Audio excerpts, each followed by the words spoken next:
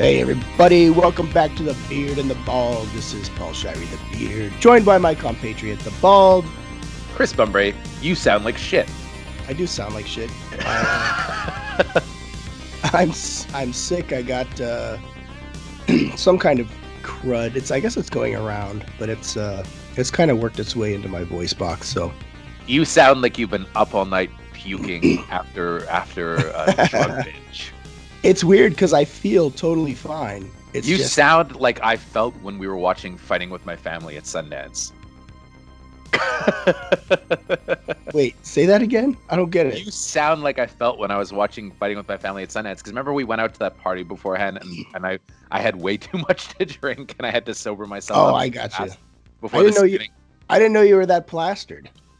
I was for like the first 10 minutes of the movie, but then I kind of rallied. It was just 10 minutes. Then you're. Well, it was hot. It was hot in there too. Well, that was the thing. It was. It was. Super. I was kind of snapping myself back into it, and I was like, I gotta sober up for this movie. And then by the time it was over, I was completely sober when we recorded our film thing. I can usually do that. I can usually rally myself pretty quickly, but I didn't realize what the altitude was gonna do. Like what kind of? Because usually I probably had about 5 mixed drinks or something. Usually I can handle that no problem. But it was, so I didn't think I was really getting drunk, but it was the altitude that kind of hit me. And then it was like, whoa, wait a second. Yeah, it was the altitude, not the 5 drinks. 5 drinks is not a big deal for me, man. I'm a big boy. That's funny. No, I think I had about 5 drinks too. Yeah. Prior to that. But I felt fine. You're a bit bigger than me though. Yeah, I mean, I felt fine. I didn't feel like I was sloshed or anything. Not even close. I wasn't sloshed. I was okay. I was if I had been sloshed, I probably wouldn't have made it to the movie. I was just a little bit like, I maybe shouldn't have had that last drink or two. That's why I was kind of upset when they didn't have any coffee there. I was like, shit. Damn it. I don't understand why they let us out of theater when we were like, oh, we're gonna get some coffee. They're like, okay. Yeah, I think there is a coffee place not far from there, and they probably thought that's where we were going, but it's just because the Fresh Market's right next door, and there's a Starbucks, but we didn't have time. We just didn't have time. We would have, if the screening was going to start, because it let everybody in late, because it was a lot of moving parts, so. Because The Rock was there. Who we did not see. Well, he came up afterwards. We just skipped it, because we wanted to go. No, I know. Well, it's because of this show. And neither of us are terribly starstruck people, I guess, so we were like, whatever. I mean, it's not like we'd be interacting with him. You would just see him. It's like, oh, there's The Rock. I've seen movie stars before. Yeah. So we got quite a few things to cover this week. So may as well jump on it. A lot of stuff that kind of broke this week too, right? Like some interesting news. Yeah. Definitely some controversial stuff too. Well, it's funny. There was fun for my voice this episode. One thing I wanted to talk about, actually, before we get into the show, and I didn't see it on your list, it just occurred to me right now, is that right after we recorded last time at Sundance, they announced that Ben Affleck officially stepped down for the Batman, right? But shit! I can't believe I didn't put that on the agenda. Yeah, we never talked about that, but since then, there's been a lot of articles theorizing about who they could possibly cast, and one rumor that popped up that surprisingly has kind of grown on me. And you might think I'm crazy. You're going to say Robert Pattinson. I'm going to kick you in the head. You know what? He would be fine. He would be pretty good. Have you seen Good Time yet? No. Have you seen Lost City of Z? Yes. Have you seen High Life? Lost City of Z does not make me think Bruce Wayne, though. No, but his other movie, High Life, Good Time. There's another movie he did, Damsel. The thing about that is a bunch of movies that nobody has seen. These are all but the thing about that, but the important thing is though, look, I would be the first person to say that his acting was, shall we say, limited in the Twilight movies. But I think he would admit that too. It's what he did that's really smart though is that instead of taking kind of big, high-profile studio assignments that would have given him cash, he went and started working with these really interesting indie directors that have kind of shaped him into an actor. And the thing is, if you watch a lot of, people that we think of as really good actors now, if you look at them in their early films, that they weren't necessarily good actors, but they got shaped over time. Like Channing Tatum was one. I thought he was one of the world's worst actors. Oh yeah, everybody hated him at one point. Now everybody loves him. He was a really bad actor, though. He was very bad for a couple years, but then he started working with Soderbergh, and Soderbergh really kind of. And it's funny, Soderbergh tends to do this with people, really kind of broke his bad habits and formed him into the actor that we know now. And I think he's become a really good actor. And Soderbergh did the same thing with George Clooney. You know, if you look at George Clooney's earlier movies, especially Batman and Robin, he has a lot of ticks that he does, you know, where he was trying to be the cool guy, where he bobs his head around, his head is always moving. He's looking at people from like, you know, up, like looking up at them. He used to do these weird, like little, where he was trying to be, he did it on ER too. It was the same kind of thing. Yeah, he was trying to be like Steve McQueen, and it really didn't work for him at all. And I just watched From Dusk Till Dawn last night, and can confirm he did it there too. Sure. And, you know, and the thing is, I remember reading a story in Entertainment Weekly at the time about Out of Sight, saying that Soderbergh didn't want him, and that he was kind of forced to take him. And then he said to Clooney, he's like, I'm going to break all the bad habits that you have in this movie. I don't ever want you to look up. I want you to look straight forward and keep your fucking head still. And, but then you watch Out of Sight, though, and that movie, he's terrific in it. Like, that was the first movie he was really good in, and he was able to kind of carry those, and he was able to carry those lessons forward through every movie, and he suddenly became this amazing actor, you know, this really good actor. And Pattinson, I find, to a degree, in his indie movies, has kind of evolved in a similar way. I mean, look, if they were to cast him as Batman, I'm telling you, Matt Reeves would definitely have to direct him very strongly. But I think that he would be the kind of actor that would take direction very well, and that would eventually give a really good performance. Like, for one thing, he'd have to not mumble, which I think he tends to do, you know, this kind of methody thing. But he's also, you know, he's 6'2". He could really build his body up. He could be pretty strapping if he needs to be. You know, he's not at that level now, but he could be if he had to. I think that, I don't know if he would necessarily be my first choice, but I think he would be an interesting choice. And I think that if he really put himself into the part, I think he could probably do it more so than a lot of other actors that people are putting out there. Like, you know, like Joseph Gordon-Levitt, I couldn't really see as Batman, even though he's too little. He is too little. He's not imposing enough, and he doesn't have the right amount of darkness. You know, somebody like Gosling is never going to do it, and he wouldn't have been good anyway because he would have been too Gosling. Exactly. I was just going to say that Gosling is too Gosling to be Batman. He would have been mumbling, and he would have been, you know, he does his thing. It wouldn't have worked well in the part. You need somebody who kind of disappear into Batman. You know, that's why Affleck, I think, was actually a great choice when they took him. But I could see Pattinson potentially being a really good choice for that role. My take on the whole Batman casting thing is this. It doesn't fucking matter because they're going to cast whoever they want to cast. And people are going to respond in this way. First, everyone's going to hate it. Yep. Oh, absolutely. No matter who they cast. Doesn't matter. Yeah, it doesn't matter. There's going to be backlash. There's not going to be universal praise, I guarantee you. Just like Affleck. When Affleck was cast, all these people that say they love Affleck and he's the best fucking Batman, I'll bet you more than half of them were shit talking his choice when he was cast. Batfleck. That happens all the time, though. It's the same thing that happened with Daniel Craig as James Bond. It was crazy. James Blonde, they were calling him, and they wouldn't go see it. People were like, we're going to boycott these movies. And everybody went to fucking see them, and everybody loved him. And now everybody's like, oh, he's the greatest James Bond. Bullshit. And that takes me right back to Batman. Is it doesn't matter, like Matt Reeves, WB. Nobody wanted Michael Keaton. Yeah, the studio, the director, they know what they're doing in terms of casting. You know, they're thinking of all avenues, all the things that we're thinking. They've thought. You know and not only that, but the thing that's interesting too that people I don't think really realize is that whoever they choose to play Batman is going to have to go through extensive screen testing for a role like that. Excessively vetted person before they're cast. Oh yeah, and they're gonna have to, you know, really build themselves up, and they're gonna be put through these kind of expensive screen tests to make sure that they have the chops to pull off the part. And it's gonna get really put through their paces. And whoever, you know, gets the part really is gonna have to win the part, you know, because this is a role that's gonna make somebody's career. Right. And it will be a multi-picture. Oh, sure. Deal. Like this is it, I'm positive whoever they cast, because they know you're going to be Batman for at least 2 to 3 films, most likely.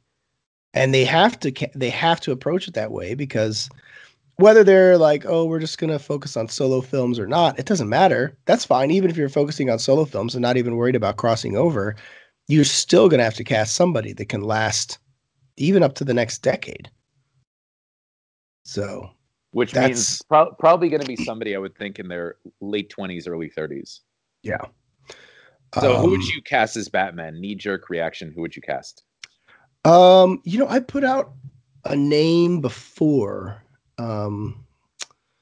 Oh shit, who was it? I just saw Wes Bentley was my choice. I think he would be great. Too old. What do you mean too old? He's in his 40s. That's fine. I don't know.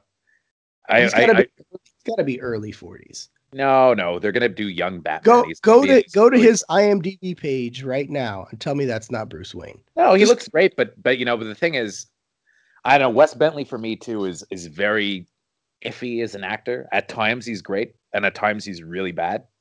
Ben Affleck's been bad.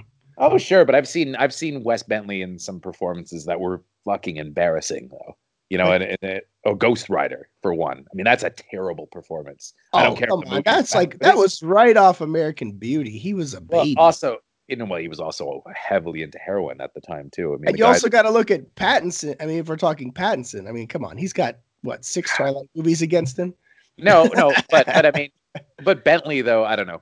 Bentley has never struck me as a leading man. He might be good. He could probably pull it off. I'm sure. I'm not saying he couldn't pull it off. I would consider. I don't think he would get that part. A lot of people are saying Oscar Isaac, but he's too small. He's too little. He's too little. Yeah.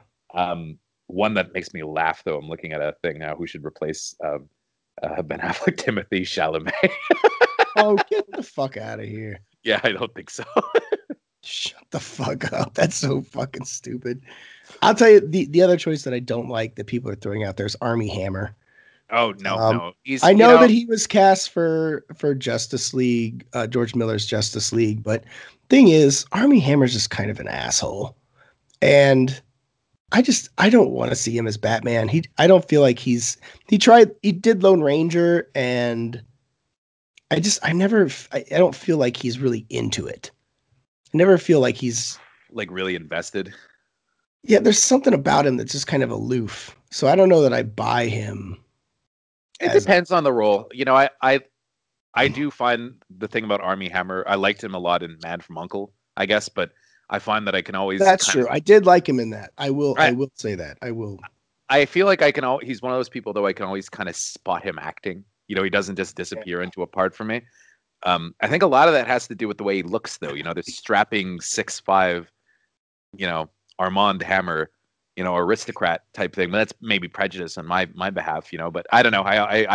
He also wouldn't be my choice. That said, if they cast him and he really put himself into the part, who knows?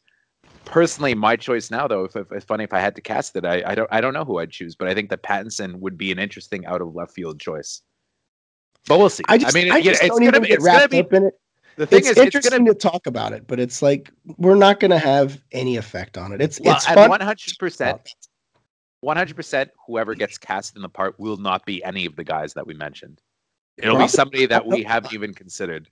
Honestly, I will embrace whoever they cast because I know they know. I mean, this isn't the government. I can trust these people. I can say, hey, these are filmmakers. They're artists. Like So if it's Timothée Chalamet, you'll be into it. Fuck. I'll say, let's see what they do. I guess. Yeah, let's see what they must have some reason. Yeah, that's exactly it. It's kind of like, well, they chose him for a reason, so let's see what that reason was. And if it works, awesome. Yeah. And if it's awful, then it's like, wow, what the fuck were you guys thinking? But I just don't see that happening with this kind of property. This is something that's, Batman is an essential character in Warner Brothers library. They can't afford to fuck this up. Mm-hmm. So they're not going to.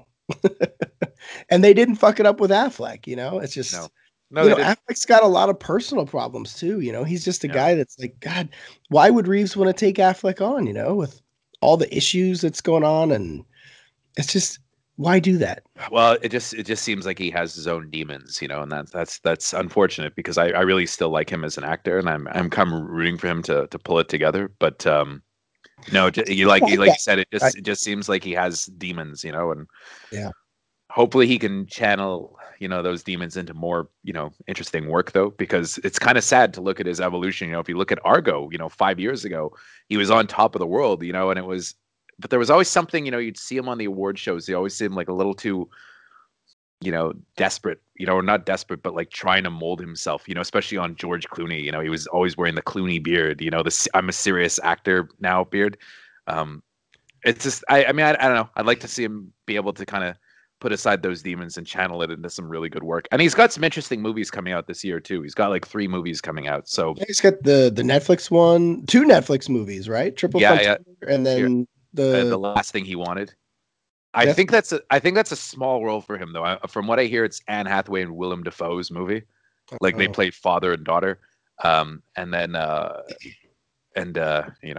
Willem Dafoe, cast him as Batman. All right. I watched 2 Willem Dafoe movies last night. Willem Dafoe is amazing. I watched 2 of them back to back. Which ones? I watched Clear and Present Danger. Fucking awesome, John Clark in that movie. Yeah. He was we could talk really good in that. Yeah. Now Michael B. Jordan will be. Yeah, he's a cool choice actually. But he was. I think every time they've cast Clark, he's been a really good choice though. I liked Schreiber in the part as well. But and that's a cool character. But I thought that Willem Dafoe was badass as John Clark in Clear and Present Danger. In fact, I think he stole the movie from Harrison Ford. And then I watched Affliction afterwards because my girlfriend's out of town this weekend, so I was just watching a bunch of stuff. Bunch of fucking. Well, Clear and Present Danger is not dark. That's a crowd pleaser. No, but I think he stole the movie from Ford in that film, though. Yeah, he might have. I think he was damn good in that film. That was the last Harrison Ford Jack Ryan movie. Yeah. You know who my favorite Jack Ryan still is, though? Alec Baldwin. Yep. Mine too. 100%. Hunt for Red October is a fucking masterpiece. So I still kind of wish that they would do some of the later era Jack Ryan novels as movies with Alec Baldwin as president.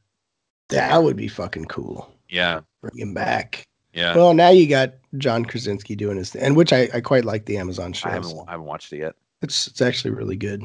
Give it a shot. Yeah. So we had a whole bunch of trailers drop since we last talked. Most recently was the Pet Sematary trailer number 2, which kind of just showed its hand in terms of the big changes that it made. Yeah, shot in Montreal. They gave way too much away in that trailer, though. Well, I think one of the biggest reasons they did it that way was to avoid any backlash that word of mouth would. Are people that upset though? I mean, first, I just don't get it.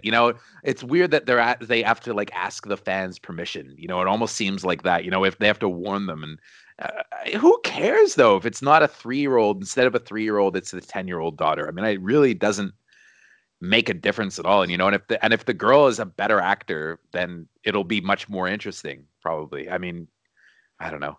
So I just read the book. I recently read it, and it actually stemmed from this being remade, and I was very curious. As a kid, I was very scared of the Pet Sematary movie. I don't think I ever watched it. I was freaked out. I was like, I'm not going to watch this. So like this was coming out, and I was like, well, I'm gonna tackle this. So I read the book, and I didn't love the book. Like it had a lot of cool, interesting stuff. But I hated the way it ended. I don't like Stephen King book endings. They're always these Tales from the Crypt endings, and I don't like those. I think those are shitty endings personally. Like the twist, the dark twist ending. Yeah, the whole thing where it's like in the book Pet Sematary, the I'm not spoiling anything because the book is out there, but the wife is buried and she comes back, and then they just kiss and the book ends. Yeah, and the movie ends the same way. Yeah, and it's just kind of like. What? Well, the movie has a little bit more to it at the end of the 1989 movie. Of course, I haven't seen the new one.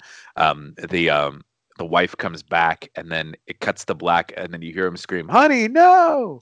Yeah, and it's. I mean, that movie though hasn't held up very well. It was Mary Lambert who was an MTV director. I watched it, and it's like it's just so self-conscious with like style, like bad 80s style choices, like really like a director trying to make a name for themselves type stuff, and the guy who's in it too, Dale Midkiff or whatever his name is, just really isn't a great actor. Has one really good thing going for it though. Fred Gwynne, Herman Munster. Oh, Fred Gwynne is so good. As Judd. Yeah, and then I like Denise Crosby too as the mom. I thought she was good. Yeah, she was fine. But the whole show's Fred Gwynne. Judd Crant's great. So One thing that's in the book that I really, really hope they put in this movie is when Judd is talking about uh, how somebody used the cemetery to bring back their kid, who was a soldier. They brought his body back, and the parent buried the soldier, and the soldier came back, and he was all fucked up. Like. But there's an aspect to this where Judd is like, he came back, but he wasn't the same. But beyond that, he knew things. And they come back. When they come back, they actually know. They have like this. It's like they're a demon. It's like they know things about these people. They know the worst things about these people. And they talk about like when Judd and a bunch of the other townsfolk guys confront this kid. The kid is like, he's this psycho fucking demon resurrected, and he's like basically laying out all of their hidden secrets while they're talking to him. He's like, oh, Judd, I know you're out fucking prostitutes because there's, you want to do things that you would never, you're too ashamed to ask your wife to do. And talking about all the demons and hidden things that these guys have hidden. And I thought that was really compelling in the book. And it's not in the first movie, the 89 movie at all. And I remember watching it, and I was like, that was the part I was looking forward to. And it wasn't there. And I was like, oh, that's a shame.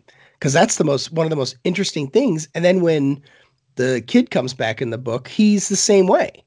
Like he has like this like crazy insight all of a sudden. And that makes it a little more creepy and something that I really enjoyed. But fuck. I mean, I hope they do it in the new one, but who knows? And as far as them changing it to the girl's actually the most interesting of the kids in the book. Mm-hmm. So, and she's the one that's the most obsessed with death. Mm-hmm. Making the kid, the little Gage, the killer, is more about, oh, hey, what if we just make this 3-year-old the killer? You never see it coming. Like that, but you don't get to know this kid in any way because he's just a kid. Yeah. But the girl you really get to know. And I think making her come back and actually killing her is actually a better choice. I think it would have been a better choice for King's book. Mm-hmm. So I'm very open to this change. I'm kind of looking forward to seeing what they do with it. I mean, I couldn't care less. I'm sure it'll be good. I'm sure they had a reason for doing it. It looks good. I mean, I find it looks like an interesting take on it. The only thing I'm not sure about is Jason Clarke. He's kind of been really hit or miss for me as an actor. I find he tends to go a little bit overboard. He tends to be one of those another one of those actors, that I can spot acting, and it's just, I tend not to like that, when people give performances like that, but maybe he'll be really good. Amy Seimetz I'm interested in because I find her a really good actress, and John Lithgow John Lithgow is perfect as Judd. That's a great choice. The only thing I don't like about this version of Judd is that he doesn't have the New England accent. Yeah. Which I thought it's a staple in the book, and it's a staple to Fred Gwynn's performance. So that's almost smart though. I don't get that choice. I don't get that choice. Because maybe they don't want it to be because I think probably the biggest worry that a guy like Lithgow would have is that somebody who's a fan of the 1989 movie watches it and says, "Oh, Fred Gwynn was better. Oh, Fred Gwynn did the accent better." Gwynn. People probably say that anyways. Yeah. Because Fred Gwynn was really good in the part, I don't think Lithgow will be as good as Fred Gwynn. I think he'll be good. Fred Gwynn had this amazing voice, though, and that was his voice, that presence, everything. I mean, even just in like small parts, as the judge and My Cousin Vinny was so good. The two Utes. What was that? Was that Utes? Did you say Utes? Yeah, Utes. Yeah, Utes. They fuck you at the drive-thru. They know you're going to be miles away before you realize you got fucked.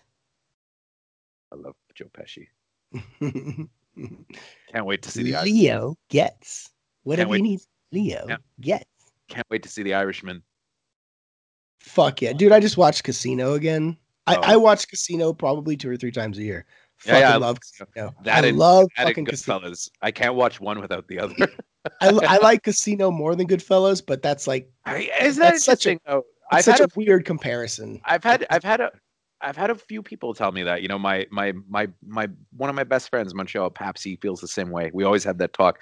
I'm one of the people who thinks that Goodfellas is better, but I still really like Casino as well. Casino. Oh, and I love Goodfellas. Don't get me wrong. I fucking love it. But man, I don't know. It's just something about Casino. I love the way it's edited. I love the way it's put together. Oh yeah, I know. It's just rock and roll. I mean, it's the so fastest. It's the fastest 3-hour movie ever made. And Oh that's yeah, you don't feel it for a second. And it's no, like no. you can't stop watching either. Like if you put on Casino, you're not gonna be Oh like, yeah, oh, I'm yeah. bored with this. No, Like you never. just can't. You're sucked into it. It's Yeah, it's just compulsively watchable. It's the same thing with Goodfellas too. That's why those movies have stuck around for so long. Because whenever they air on cable, people are like, oh, no. last good performance Sharon Stone ever had too. I'm Next trying to to think though. Catwoman, of course. I'm trying to think though. Didn't she do something else that I liked afterwards? I forget what it was. No, but she she was really good in Casino. Yeah. Yeah, I loved hating her in that. De Niro was great, and Joe Pesci. Duh. There was always a line that Is made this me your laugh. pen? Yeah, that's my pen. Why don't you take that pen and shove it up your fucking ass? Oh, he says this is the other part in the movie too. He goes, "Sorry, why don't you tell it to me? Why don't you explain it to me again? Why? Because I'm fucking stupid. That's why." No, tell me. I love it. Oh, fuck. I But fucking love he has Casino. this line that makes me laugh too when De Niro comes out in like a pink bathrobe and he goes, "The fuck you wearing a pink bathrobe for? You look like John fucking Barrymore." Like the old theatrical actor. I love it. Good. Fucking so good. I love Pesci and De Niro together. It's funny. Pesci had always said that the reason why he made so many movies in the '90s was that he wanted to be just make enough money so that he only ever had to make movies with Scorsese, and that's what he did. That's why he's disappeared for so long. He did what he always said he was going to do. He didn't need to. The Home Alone sequel. He did what? The Super. Fucking Yeah, he did all that shit, My and then Cousin Vinny. yeah, and then now it's he made enough money and he just makes movies with Scorsese. And unfortunately, Scorsese's only wanted him for The Irishman, so that's it. He did what he said he was always going to do. He was just in that what is it? Google. The Google commercial. Yeah, where he's watching the Macaulay Culkin commercial of that same thing, the Home Alone one. Yeah, he looks good. For like a 70-year-old guy, yeah. Yeah, he's 70. He's like 74 or something like that. Fucking hanging in there, bro. Yeah, seriously. So another new trailer that dropped that was interesting was the first Fast and Furious spinoff, Hobbs and Shaw. Oh, and it man. looks like it looks like a 90s movie transported to 2019, and I mean that in the best possible way. Oh yeah, I mean it's Tango and Cash. Yeah, again. It is. Yeah, it's. I don't expect anything of this movie than just pure, left to right grin. Oh yeah, it's gonna be super fun. I mean, I find all the Fast and Furious movies since Fast 5 to be that way. They're just pure entertainment, and super enjoyable. And I think with that director, with Leitch doing it, and and then that cast. I mean, the trailer delivered exactly what I wanted. They're just fucking. Who cares about gravity? Who cares about anything? Like Idris Elba literally is pretty much playing Wolverine in the film. Well, he's like a superhero. They're like, we're putting. I don't know, I'm not even trying to make sense of it. They put him on these devices and shoot electricity. Shoot electricity into him, and he's a superhero. That's all it takes. Yeah, I mean, they're just like we Forget need to make the it details. Because it's because the Rock and Statham are too strapping. You need somebody who can go up against them, and he's a cool choice for the villain. And I'm sure it's going to be super fun. And I like I liked the byplay between Hobbs and Shaw in the first movie, so I'm excited for another one. And it's an interesting way, I guess. I've always heard that Vin Diesel was a pain in the ass, so there you go. Universal and apparently Dwayne Johnson said he won't be in the next Fast and Furious movie. So yeah, well, he hates Diesel. Apparently the two of them just can't stand each other, at each other's throats. Yeah. So and I think it's interesting because I'm actually more looking forward to Hobbs and Shaw than I am to another Fast and Furious movie. It'll be interesting to see how it does, because I mean, if it does comparable business or more than the last Fast and Furious did, I mean, I could see them like almost, transforming the franchise, handing it over to the two of them, and building it from there. But we'll see. Well, and they're also doing a all female or female led, I should say, female led version spinoff of the female characters. So You know, the girls get together sometimes and they steal some cars. They get their own movie. Shit. I mean, why not? Hobbs and Shaw getting their own movie. I mean, it's fine. Two males. Why not get two females? Yeah, sure. I mean, whatever. I mean, they should bring back Eva Mendes from the second one. Although I hate Too Fast, Too Furious. I think it's garbage. It's pretty stupid. You know, Diesel to me though has always been. I like him in the Fast and Furious movies, but nothing else. You know, so it's kind of ride or die. Well, I mean, I don't think he can act. I mean, he was really good in Find Me Guilty, but I was he's good at just being stoic and like making body gestures. Yeah, that's about it. He's good at saying "I'm Groot." He's a good voice. He's a good easiest voice actor. $1,000,000 you could ever make. He's a good voice actor in certain kinds of roles, but I mean, I don't think he's very versatile. Somebody said I've heard he's a pain in the ass. Oh, I've heard he's a total pain in the ass. I can't remember who said it, and maybe this is wrong, so don't take this as fucking gospel. But I had heard, and I can't remember who the fuck they were talking to, somebody that was in Saving Private Ryan, one of the actors. And they said, there's a reason he's the first one killed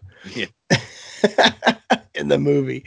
Again, you'll have to research that. I can't remember where I heard it, but that it does. It's something that's stuck in my mind. It sure seems like The Rock doesn't watch the movie.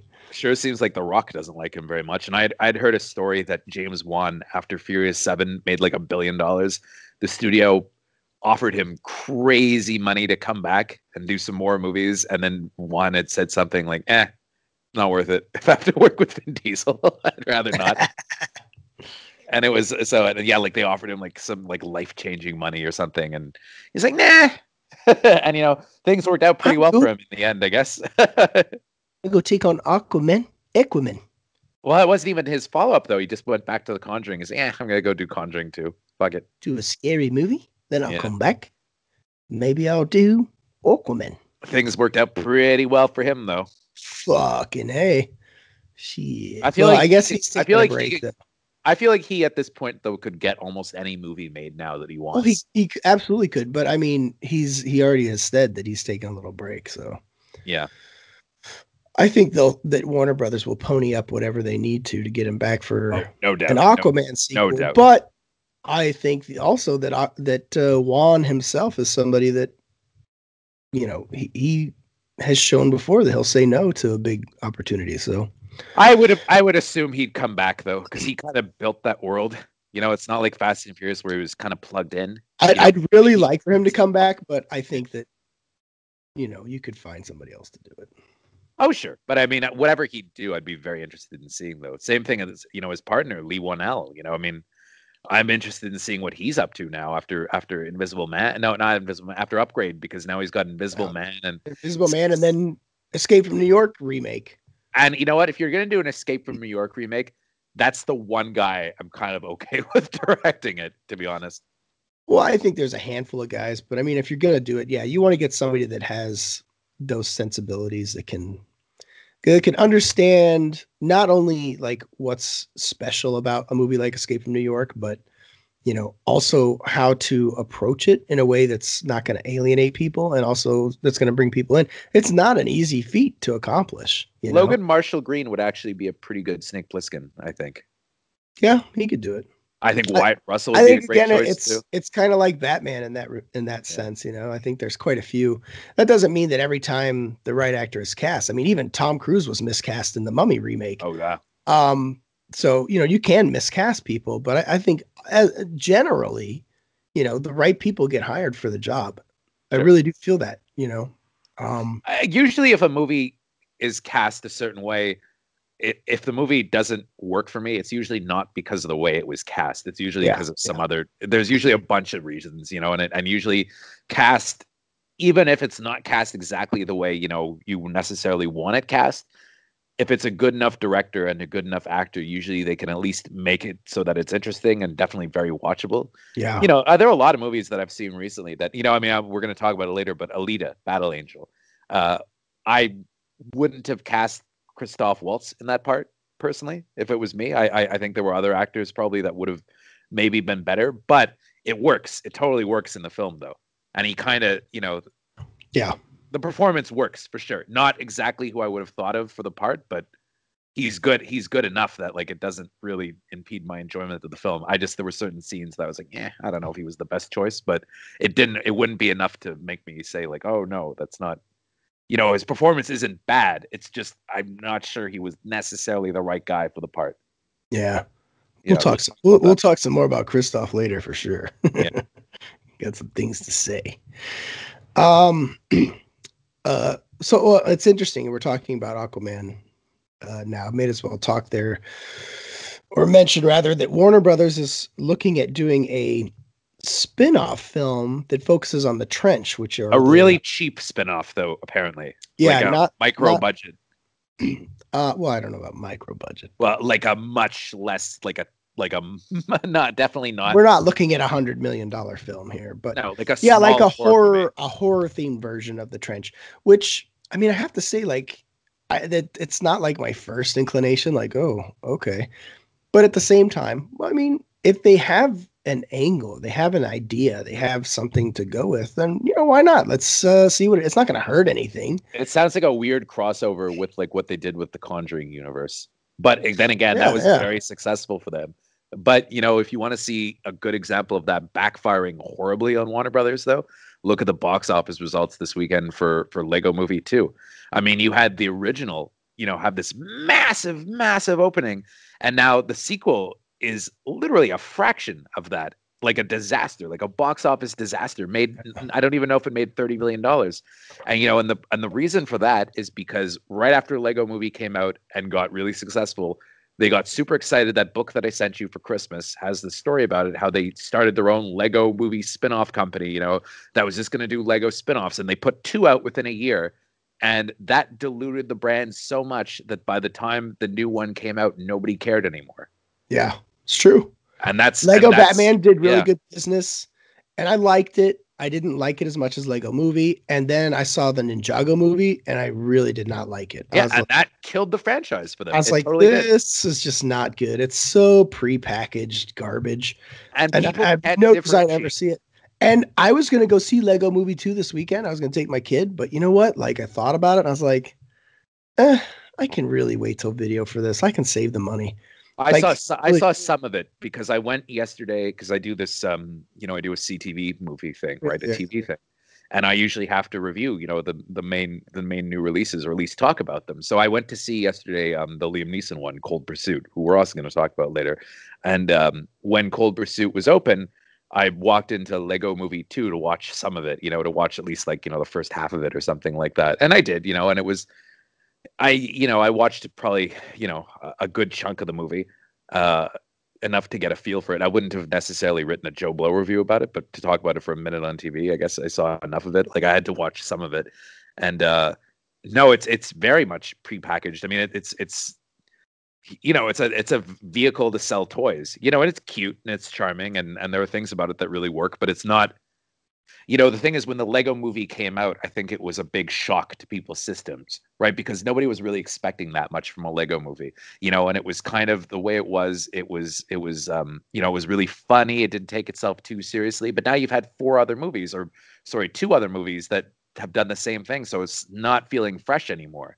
It feels how many movies, why does every Lego movie, I get that they're kids movies, but why does it always have to spin into like a lesson kind of thing? Yeah. I mean, it's not bad. It's not bad. And they do that. They actually do that with this one too, but it's not bad. Like it's well done. It's a good movie. I actually think it will be. I actually think it'll be good, but at the same time, like if you're trying to do something new, you're trying to do something original, not everything, just because it's a kid's movie, it doesn't have to be like this, it doesn't have to end on, oh, I learned something. Yeah. It's like, why can't you just go have fun? Just like make a fun movie. It is good. It is good though. That's the thing. It is good. I'm sure it is. But I think that if you hadn't had those other 2 Lego movies, or at least not the Ninjago movie, not gotten so greedy, and just rushed them out, especially Ninjago, I think really killed their brand. People would have been more excited for the sequel and it would have done really well. Now it feels like it's done bad enough that it's probably Ninjago just wasn't good. Like there's nothing good about Ninjago. But it did bad enough that like the Lego movies are probably done now. So they kind of killed their franchise, and it was just because they did too much. They got greedy, Yeah. And I think that's probably what parents are saying. They're like, oh, another one. Yeah, why go see another one? And they probably didn't like the last one, so they're probably like, I don't want to sit through this again. Yeah. Yeah. But I'll tell you though, that really, really helps Alita though, because if Lego Movie had been a massive hit, I think that and I think that's what everybody was counting on too. They're like, oh, Lego's gonna plow through everybody, but it really helps Alita now because don't fucking understand. We're gonna talk more about Alita. Yeah. I don't want to get into it now. Okay, so there was one other new trailer that we were going to talk about, which is the Shaft trailer. Now, this has nothing to do with a penis, nothing phallic. But they talk about that all the time in the trailer. But, it does star three men, presumably have a penis. Yeah, I would assume. Yeah, so it's I actually, it's funny. Can I take lead on this one, Paul? I love the Shaft movies. You go right ahead. Okay, so I like all the Shaft movies, right? I was always big into Shaft. The ones. Yeah, I was always. This, by the way, I don't know if we can get the copyright, but anyway, who's a bad mother? Watch your mouth. Anyway, the first Shaft I rewatched not long ago, and it's actually a pretty atmospheric movie to watch, Wait, about old when you say the first Shaft, you're talking about the 71. Okay. All right. Richard Roundtree. But that was another one that they ruined the brand because they did. Whoa, what are you doing? Oh, sorry. Oh man, I was blowing my nose because I thought you're doing drugs. Anyway, yeah, that's what it was. That sounds better. I was just getting a bump of coke. We're gonna talk about Shaft, so anyway.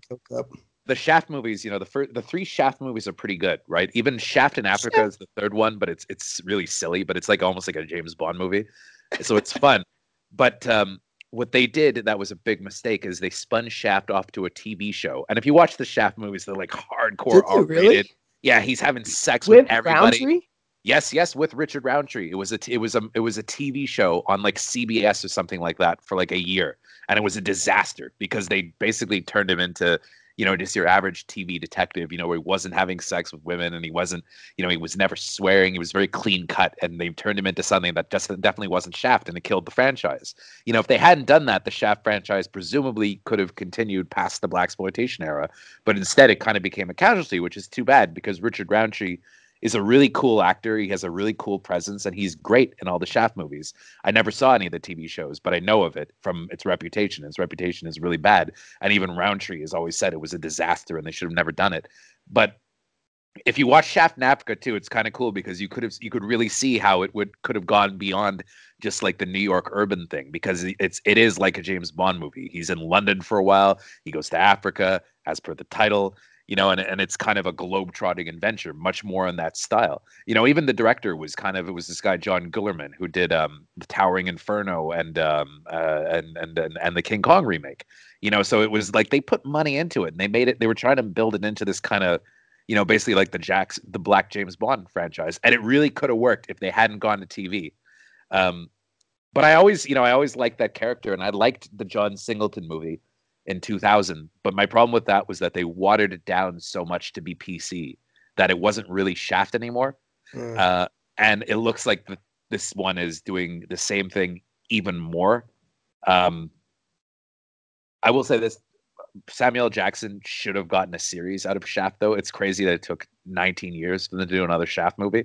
He should have had 5 other Shaft movies done, especially because the first one was a hit too. But anyway, the trailer made me smile, though. I think the trailer was really entertaining to watch. It was really fun. I like that Richard Roundtree's back because he was in the 2001 as well as Uncle John. And it does look like Samuel Jackson is playing more of the classic Shaft character in this one as opposed to in the 2001 where he was much more of like a straightforward, like almost cop type character. In this one, he's more of a playboy. And that's what Shaft was in the 70s movies. Yeah. But it also looks like it's leaning heavily towards comedy, which is definitely not what any of the other Shaft movies ever did. They had funny moments, but they weren't like semi-comic in tone. And this one does look like it's half a comedy. Yeah, I was like a comedy action movie. I was surprised by the comedic tone. Like I guess I kind of anticipated a hardcore I don't even know if it's R. I'm assuming it is though. It has to be if it's a I mean, Shaft. they've got like pretty, they got a lot of swearing in the trailer alone. So I would assume. I'm sure it is, but it does look very light, and it's weird that the young Shaft is being played as kind of this klutzy, nerdy guy, and Yeah, like which is a surprise because I thought he was going to be more like of a badass, and it's an interesting angle. Like, here's the thing: I'm very interested in the film. I think. Me too. Yeah, actually, looks pretty fun. Yeah, it does. Even just to have really fun. Yeah, Sam Jackson and Richard Roundtree. I'm not so much sure about Jesse Usher, but I don't know about the whole like, oh hey, we're gonna make him into a badass. I'm like, isn't Shaft just like a badass? Well, he is just a badass. He is, like just somebody that was like born a badass, Yeah. Oh, he's super badass in the first movie. And the first movie has the first scene in the movie. He's jaywalking a car because he doesn't give a fuck. And then a car almost runs him over and he smashes on the hood and he goes, "Hey, fuck you, asshole." And then he walks up to his office. All the girls are checking him out in the street as they play that great Isaac Hayes song. And then like the old like Jewish newspaper man is like, "Hey, there's some guys asking about you. Watch out for them." And then Shaft is like, "Oh, got it."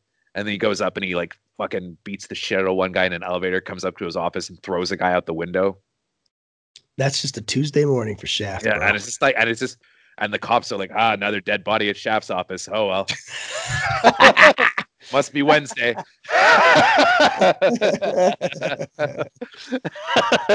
Yeah.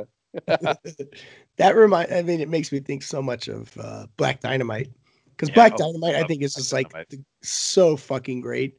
Oh yeah. And just captures that whole era in a great parody. It's just so fucking hilarious.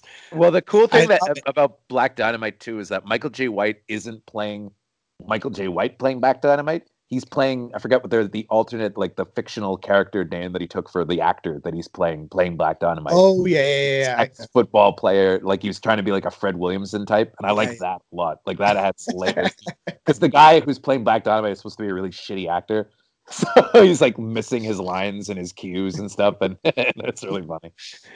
Love the part where he's like doing kung fu in his house. He's beating up all these guys, and the phone starts ringing, and it's like his aunt is like, "Andy, I told you not to be bothering me while I'm doing my kung fu." Some shit, something like that. That's so fucking funny, motherfucker. Because donuts don't wear alligator shoes. If you haven't seen Black Dynamite, you need to get on that shit. Not only that, but if you go to Funny or Die, look up all the Black Dynamite videos on Funny or Die. Some of the funniest stuff never made it into the movie. Dynamite. And just like they made so many funny viral videos. Like there's one where it's like the schoolyard, and there's like is it like Funky Feline? Funky Feline is this cat like puppet character that's trying to tell kids not to do drugs, and he's Funky Feline, I'm Black Dynamite. And then they start singing this song for kids about how not to do heroin. While showing how it's done. Yeah, exactly. Yeah, that's exactly it. And then they have all these fake videos for the malt liquor in it. Anaconda malt liquor. Anaconda malt. And the guy opens up the cap and then it's just like, and then you just see this woman kind of like, it's so good. Sounds like a party at my house. Yeah. Well, it's because do you ever see the Schultz Malt Liquor ads with Billy D. Williams? No. Oh my God, Paul, that's an internet rabbit hole you have to go down. Okay, so the early '80s, Billy D. Williams, at the height of his fame, got hired by this malt liquor company to change their image to make it more about like the more urbane, sophisticated black man.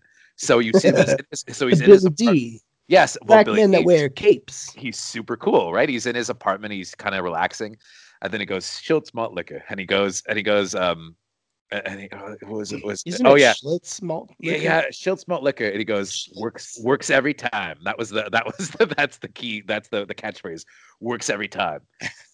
and then at one point he's just sitting there, and he goes, there are two rules to having Schultz Malt Liquor, and he goes, number one, always buy plenty of Schultz Malt Liquor. Rule number two, always remember rule number one. And then I'm not saying you won't have a great time without Schultz Malt Liquor, but then you see this beautiful woman's hand reach into the screen to give him a bottle of Schultz Malt Liquor, and he takes it and he opens it up and he goes, "But why take chances?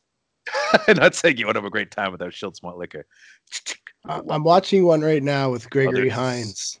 Nah, you don't want those ones. That has to be the Billy D. Williams ones. Because by the time they got to Gregory Hines, they were kind of more aware of like the fact that it was a joke. The Billy D. Williams ones are done seriously. That's what makes them funny. Oh shit, he's got a Colt 45 commercial. Oh, it's not Colt 45. It's not Schultz. It's Colt 45. I'm sorry, I had a mistake. Colt 45. That was the malt liquor. It wasn't Schultz.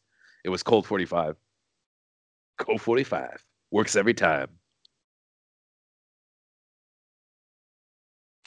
We probably should put this in the podcast. You just looking for Colt 45. Shut your goddamn mouth. I'm putting that commercial in there. I used to drink Colt 45 malt liquor. I used to, back in my high school days, we would go get a bottle of malt liquor because it was heavy.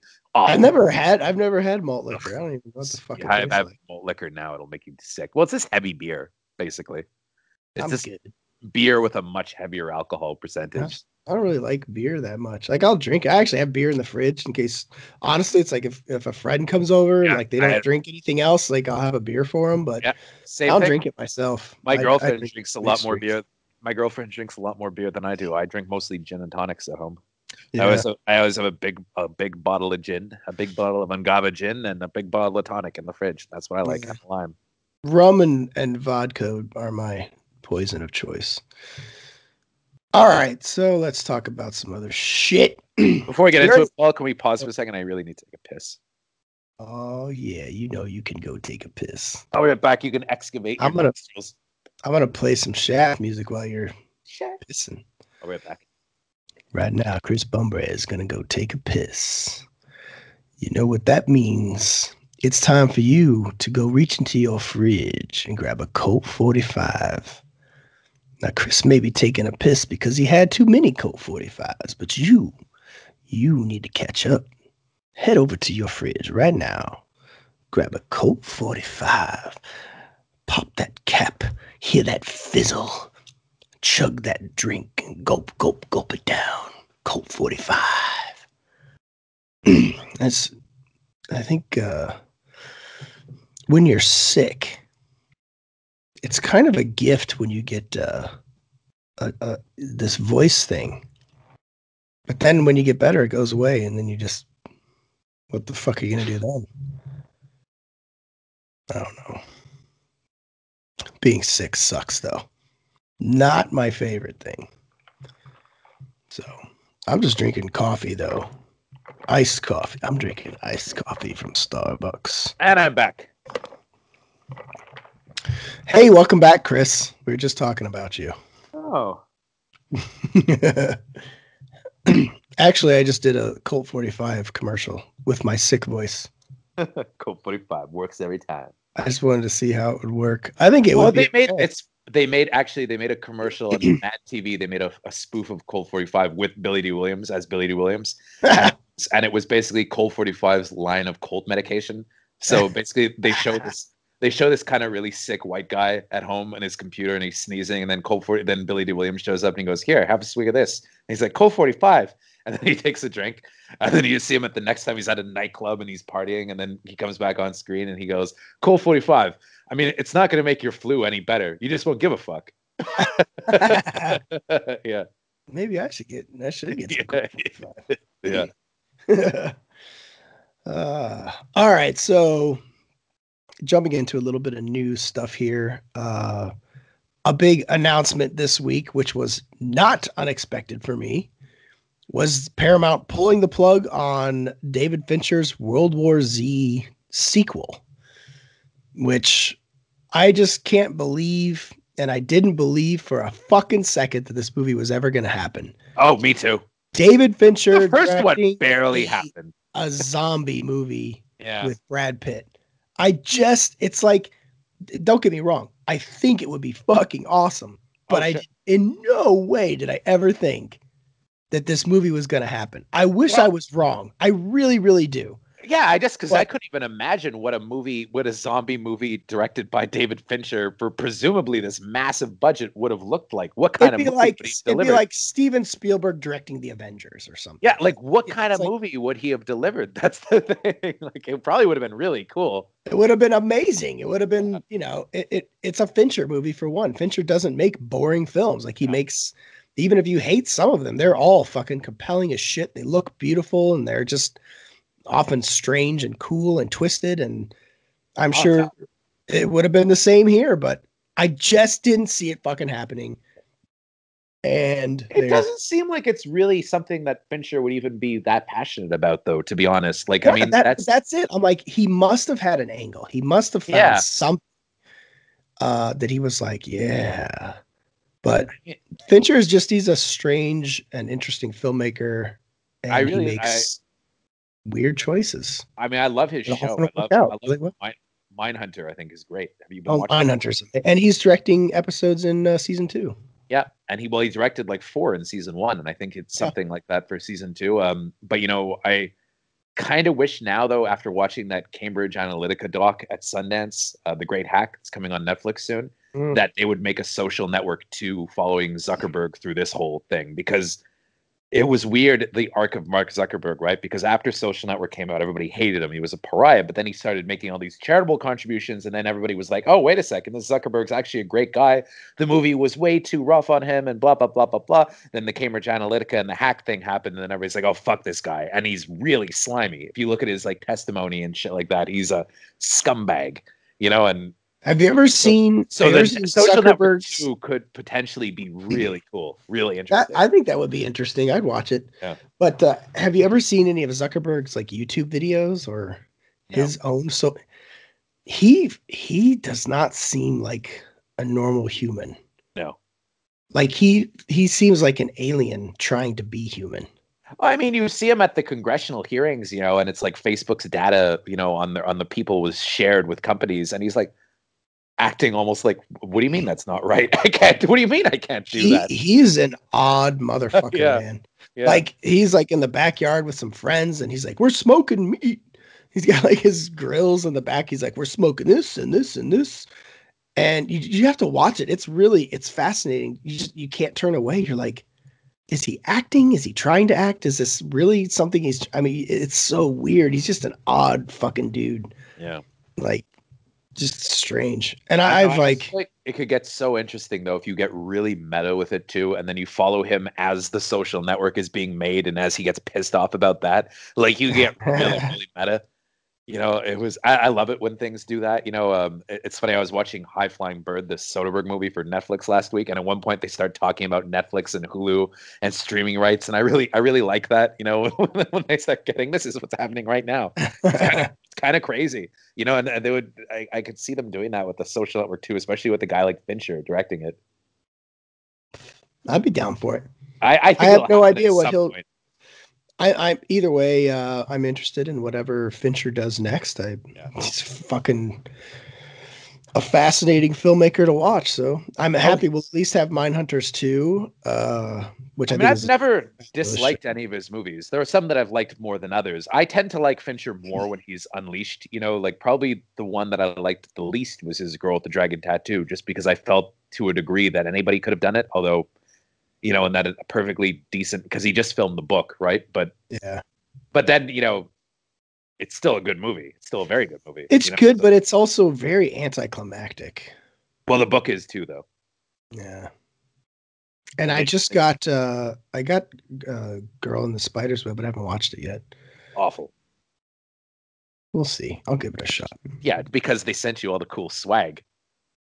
What? They sent me a fucking stapler and some glue. That's amazing. What the fuck? They really bought my opinion on this one. Making more rhymes, I see. They're like, send it to Paul Shire. He'll fucking say anything. Send him a fucking stapler and some fucking super glue. Yeah, he's just a whore. Fucking whore. Give me a fucking break. We'll talk about that with my Alita review too.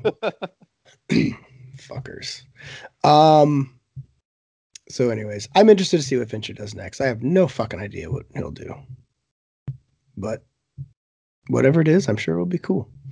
So another ginormous film that's coming out this year that I'm very excited for. It's definitely one of my most anticipated of the year. I think for many people, and not even just hardcore fans, but everyday casual moviegoers. The Russo brothers are saying that Avengers Endgame is still sitting at a 3-hour cut. Now they had reported, or they had said rather, and we had reported months ago that the initial cut was 3 hours long. And now they're basically saying that it's still 3 hours and they haven't found a way out of that yet. And I have no problem with that at all. I really liked the idea. Yeah. It's not something that we encounter all the time, but this is a culmination of 10 years worth of storytelling in interconnected movies. And I'm totally fine with it taking 3 hours to tell this story because it's earned.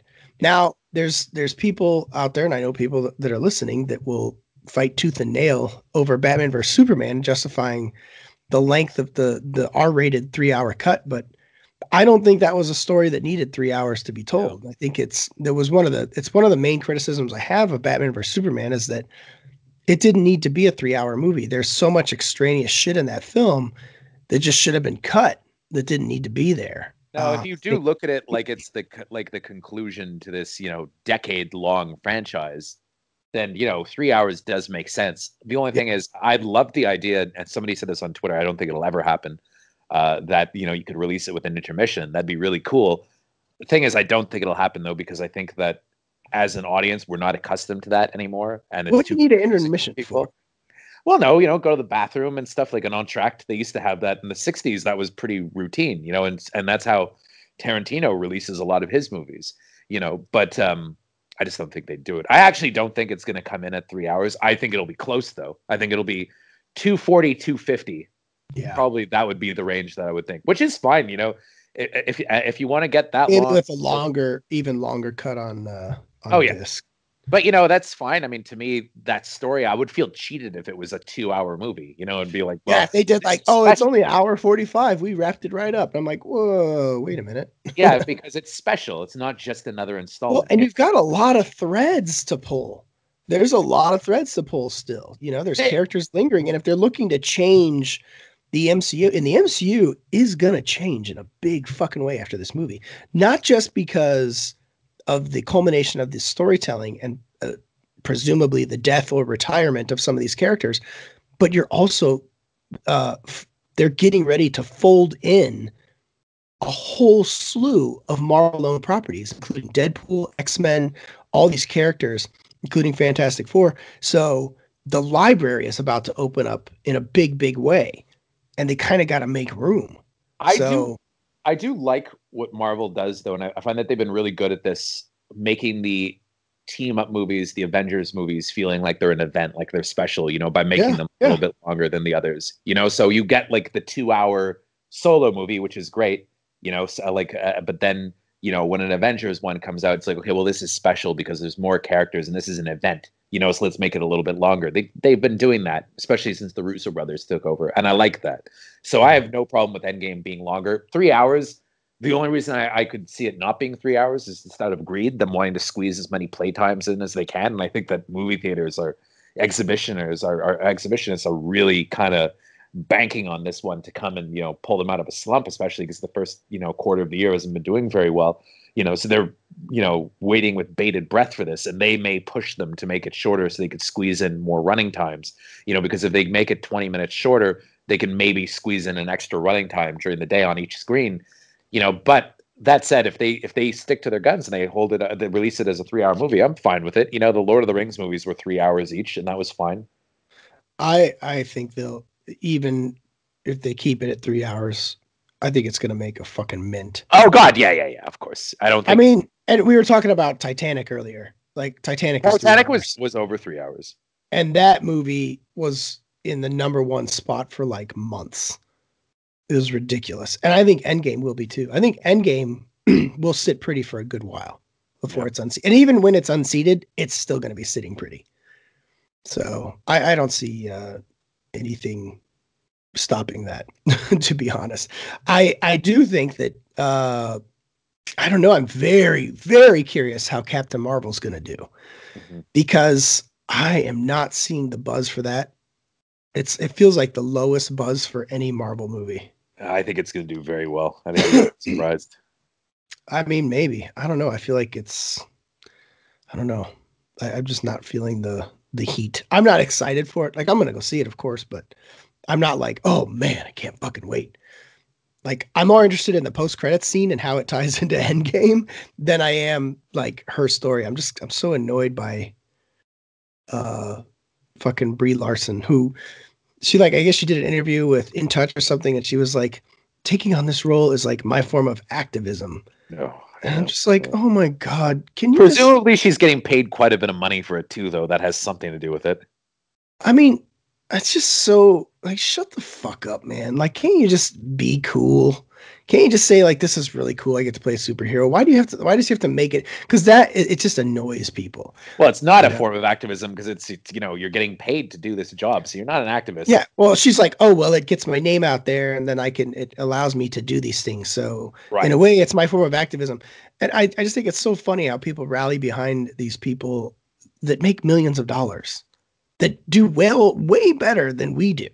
Yeah. And we're all like, oh, they're fucking superheroes. I'm like, they're well-paid entertainers. Of course. So let's not get too wrapped up in what this is. You know what I'm saying? Like, sure.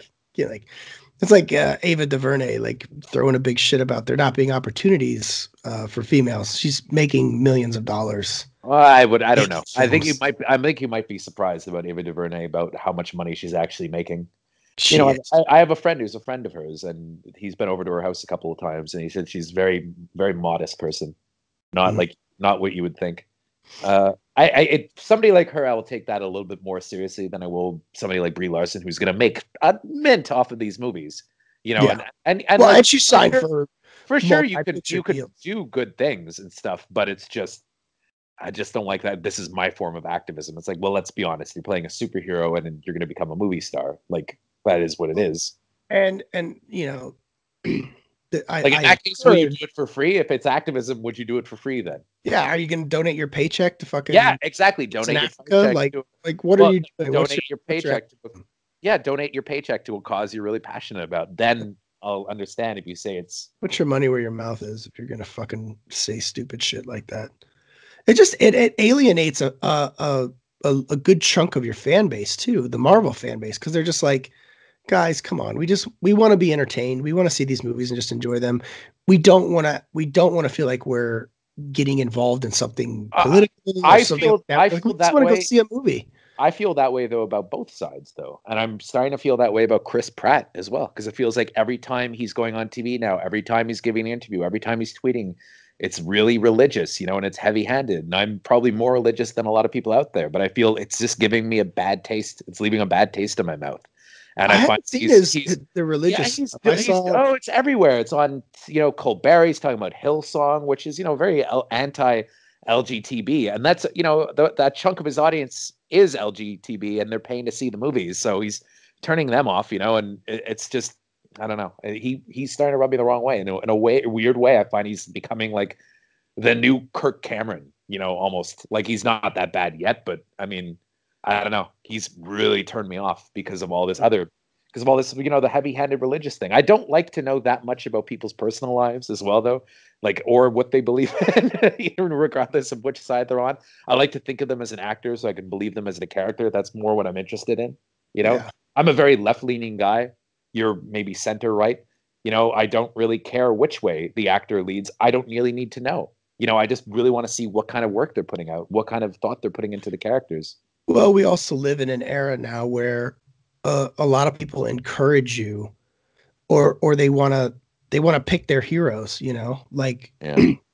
And the fact is, the deck is stacked in Hollywood on the left leaning. So, for me, I actually find Chris Pratt, a little more refreshing, that you get a different take. But I do agree that any of them can be heavy-handed. Brie Larson is heavy-handed. Sure. And Pratt can be heavy-handed. Like Yeah, any of them can be. Pratt is definitely rubbing me the wrong way, but then, I'm assuming that Larson is probably doing the same thing to you, and it's just so either way, they're turning off a segment of their audience, a chunk of their audience. I think they need to focus on, and this is where, honestly, I think like Tom Cruise and why he's been able to stay on top as long as he has is apolitical. He doesn't fucking talk about shit. Well, no, he for a while he did, and it was a big mistake. And he learned his lesson. He tried to be the infamous couch jump. Yeah, on Oprah, really fucked him up, and that was something he learned a lesson. He was like, never again, and he hasn't. He doesn't do any of that. And if he does interviews, they're softball interviews. He doesn't do anything. It was a smart lesson, to be honest. And that's what he said. It's like, I'll be crazy and believe in Scientology and fucking aliens and all this other shit, and that's my business. Yeah. And other than that, I'm just going to make fucking movies. At the end of the day, an audience, an actor is an avatar for you in a way, and you don't really want to know too much about them. You know what? I'll seek to something else. It's a little bit out of order, but it's interesting what's happening with Liam Neeson this week. We could talk about, everybody by now knows the story. I'm not going to necessarily recap it. I don't think I really need to, but unless you've been living under a rock, you can debate this, whether or not Liam Neeson's racist or not. He definitely had racist feelings at one point in his life. It doesn't necessarily make him racist now, but it's another thing. I didn't need to know this story, and he didn't need to tell it. It was a junket interview. It was a softball junket interview. Whatever possessed him to tell this deeply personal story is beyond me. But now I feel like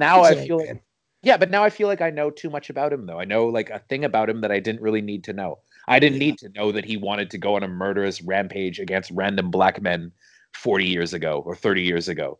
But you got to look in context there. There's a reason for that. He wasn't just like, oh, I just hate black people. It was because his sister was raped, and she said it was by a black man. So I think it's a natural reaction. Okay, but that doesn't make all black people responsible, though. That's crazy. It doesn't. That he had that reaction, and he said, and to give him his credit, he owned up to it, and he said that it was a horrible way to react.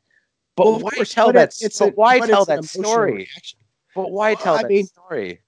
Well, I can agree. I think it's too much information, but at the same time, I get it. If one of my family members or something happened to my son that way, there is a certain emotion you're going to feel right away. You don't react in some level-headed way when somebody you love is raped or in any way hurt. I mean, honestly, like people fucking, your reaction to something like that, that's not an everyday occurrence. This isn't like some common sense thing. But it's a very, and I think that he reacted. He was young. He reacted in a certain way. And here's the other thing. He never did anything. He didn't attack anybody. Why would he tell people about it now, though? What possible use could it serve? Like, what possible use could it serve? Except for people who think that he's racist. Like they were trying to. Somebody was. I didn't see the interview.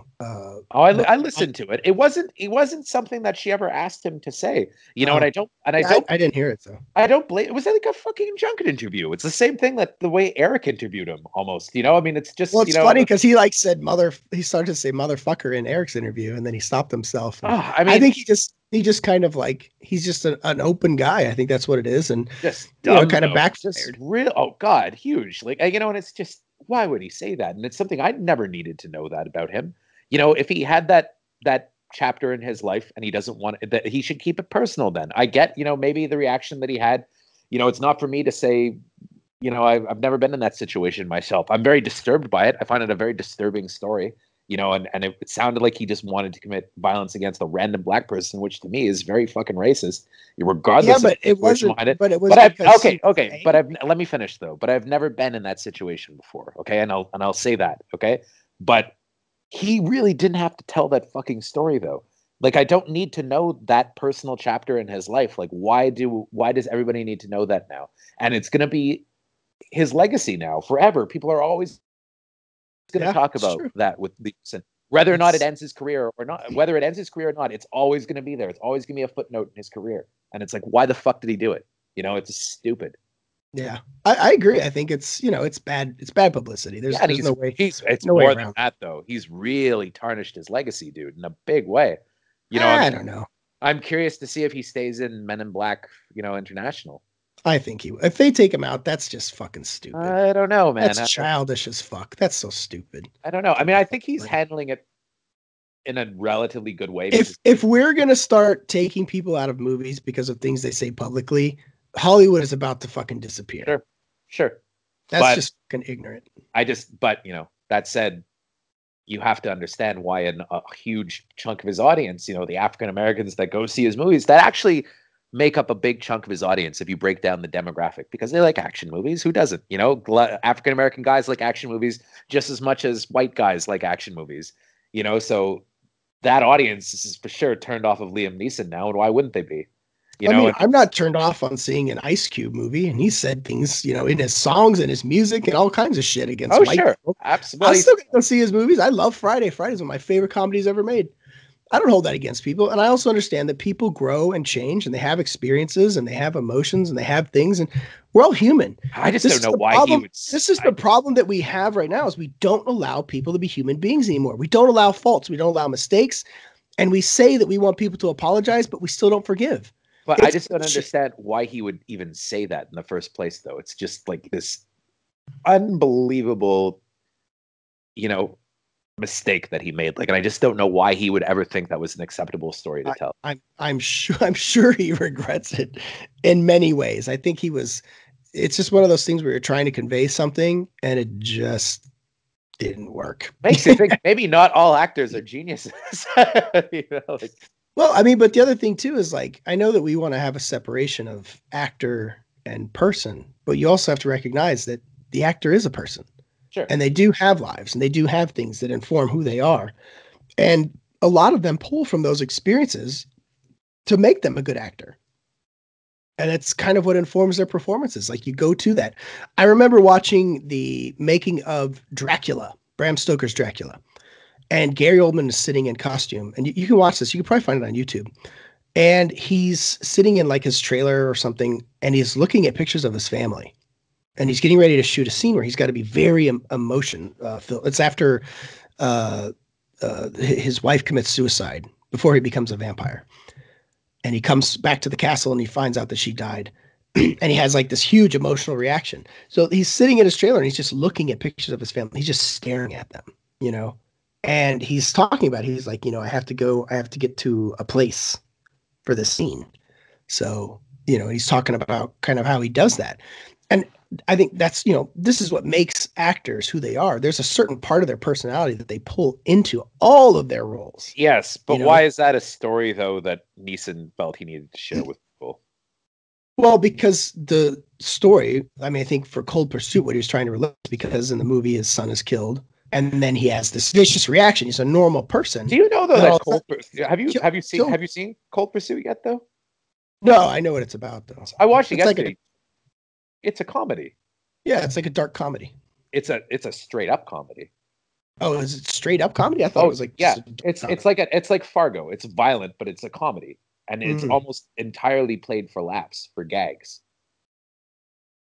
So why channel that emotion for this kind of light movie though? It's really I don't know. When you see the trailer, it looks very different. So they didn't want people to think that it was this dark comedy. I'm sure the studio is probably horrified when they saw what the guy turned in, because it's a straight up remake of his movie In Order of Disappearance. Yeah. It's even funnier than it's actually quite funny, but it's just and I liked it, much more than a lot of Neeson's other movies. But I don't know. To me, it just seemed such a. I'll be watching it. I think he made a bad choice to share that story, but I don't hold it against him. I think he just made a bad choice. But it was a horrible story, and I just feel like that's something he should have kept to himself. Really, and really in the same vein, I think like someone like Brie Larson, everything that she said, it's just like, listen, I'm still gonna see fucking Captain Marvel. Okay, but it's not quite the same though. It's not quite the same though. She hasn't talked about going and randomly murdering people though. I'll bet you I could go on her timeline and find her saying something about white people, even though she's white. I don't think she's ever talked about randomly murdering people, Paul. Eh. He did. And that's but he didn't. crazy. But he didn't randomly kill anybody. Well, he didn't. Yeah, but no, I know. Things. Why would you ever talk about that though? Why? What good could it serve? We're all human. Who here has not thought about killing somebody at some point? At least like crossed your mind. Well, I could tell you something, Paul. I haven't thought about randomly murdering somebody from another race of mine just because they were that race. I definitely haven't done that. Well, I think he was looking for. So I can't. But really he was looking. He wasn't. But he was looking to find the person that raped his sister. No. He said any person in the interview. Right. Any person. He wasn't looking for a specific person. He was looking for any person that he could take his rage out on. Right. Exactly. But he didn't do it. That was just his reaction as a young guy. Which is fine. So yeah, he doesn't belong in jail or anything like that. But why the fuck would you share that story, though? It's a pretty shameful episode in somebody's life to have ever had those thoughts. Why would you share it? I mean, but we all have shameful stuff. I agree. He shouldn't have shared it. So, okay. I mean, think back at your most shameful thing ever, though. Think about the worst thing you did. You don't have to tell it. You don't have to say what it is, do you? Are you going to say I'm taking it to my grave. Yeah, exactly. And he should have taken that to his grave. Seriously, listen, I don't disagree with you. I'm just saying that I'm not going to hold it against him. I've done some bad things in my life. I'm not going to talk about them in a junket interview. Next time I interview Jake Gyllenhaal, hey Jake, you know what I did this time? Like, what the hell? It's stupid. Well, you interviewing Jake Gyllenhaal is problematic as it is. Oh yes, I know. So anyways, well, we kind of got through our Liam Neeson thing a little early. Yeah. There's still a couple other things to talk about. Yeah, Deadpool, rated R.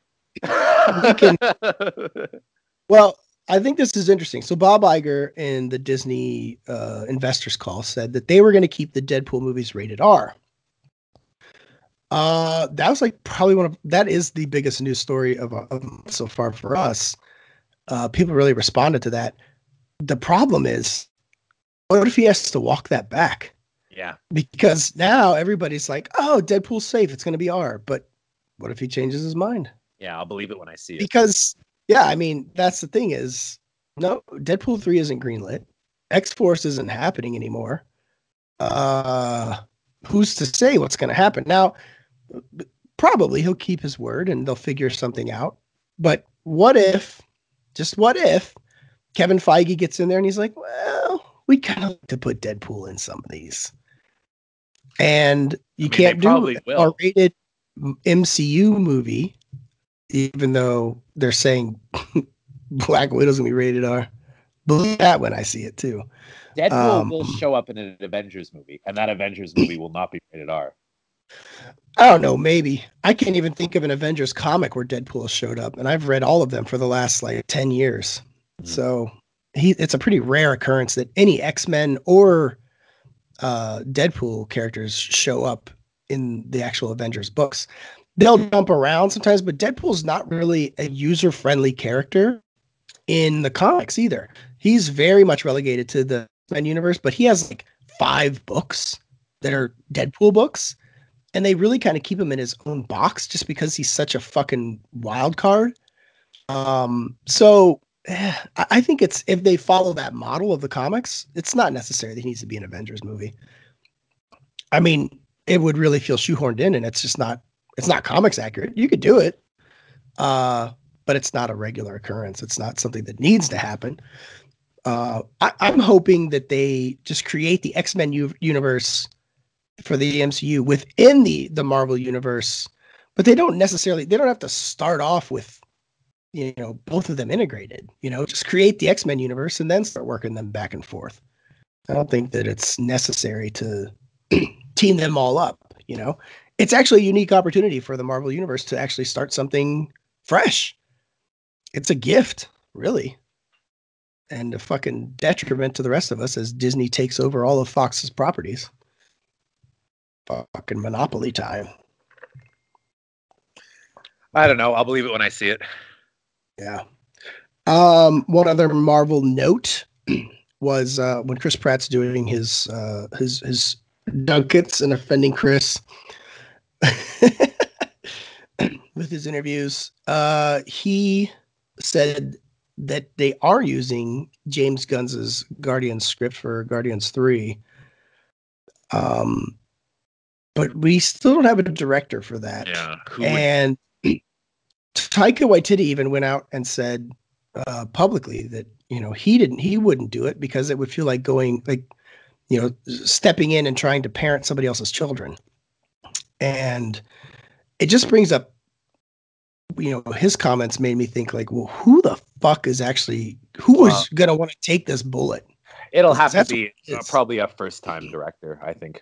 Yeah, that was my thought too. I was like, well, you're going to have to get somebody hungry.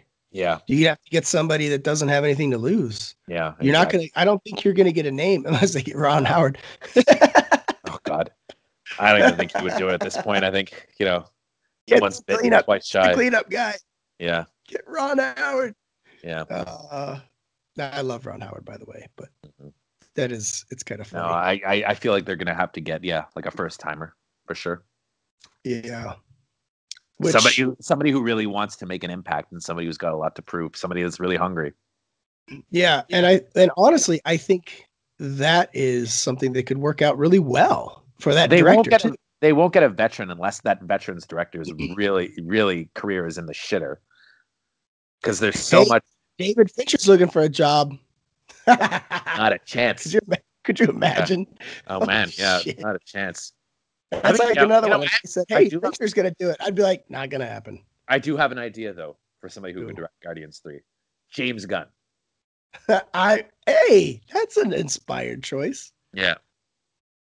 Again, somebody that made some horrible fucking comments and said some pretty terrible things on Twitter, but guess what? I still think that motherfucker should be directing Guardians 3. Sure. I think it was stupid to fire him. I think it was just a bad choice all around. I think they caved to the internet mob, same as they did with Kevin Hart, same as they're doing with Liam Neeson, holding these people accountable for every little thing they've ever said and not accepting their apology, not accepting that they made a mistake. And we just fired them. We throw them away because of it. I think it's fucking dumb. I think James Gunn needs to be brought back. If Disney had any fucking balls whatsoever, they would just do it. But they're more concerned with PR. And I get it to a point. Don't get me wrong. I'm not fucking stupid. I get it. I understand Disney's stance. To a point, though. They're not going to lose money. They're a fucking monopoly. They just bought goddamn Fox. Yeah. Like, they're not going to lose if they fucking bring James Gunn back to direct it. James Gunn could go out. They could spin some PR, have him just fucking publicly apologize, nail him to a fucking cross and let people throw tomatoes at him. And then he can go direct.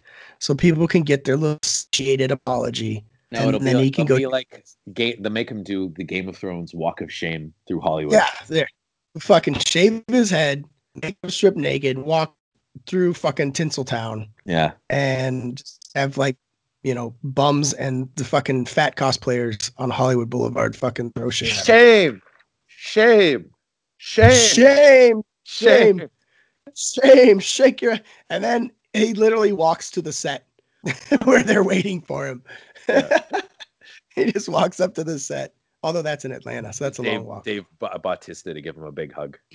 Yeah, Dave Bautista will be dressed as the Mountain, and he will pick James Gunn up naked and walk him onto the set of Guardians 3. I just solved it for you, Disney. Yeah, seriously. My check, my stapler, and my super glue. I don't know. I feel like they're not going to do that until James Gunn is back, to be honest. I feel like but Gunn's being courted for Suicide Squad 2 now, so fuck. I don't think it's going to happen. I think Gunn is not going to end up doing Suicide Squad 2. I think he may write it, but I think that at some point Marvel will come to their senses and beg him to come back, and he'll come back. It really would be the smartest thing, to bring it back, to be honest. But we'll see. Again, if they bring in a director, I just don't think it's going to be a name at all. Yeah. So our movie of the week. Did you want to say anything more about Cold Pursuit, or did you cover those bases? Yeah, it's fine. Whatever. I didn't mind it. It was okay. Yeah. I'll watch it on Netflix. I go to the movies to see it. If I'm not going to go see Lego Movie 2, I'm definitely not going to go see Cold Pursuit. So a movie that I saw about a month ago, and now Chris had seen, and is coming out this week, is Alita: Battle Angel, which I really enjoyed. I think that there's some cheesy dialogue problems, and I think that the ending is way too open-ended for me. Yeah. But it does leave me hungry for more. Well, you almost feel like you haven't seen the whole movie yet. Like it's almost like a third act that's waiting to happen. You know, like where's this? Yeah. So it's kind of a good problem to have in that I care, that I actually want to see more, but at the same time, it left me a little unfulfilled.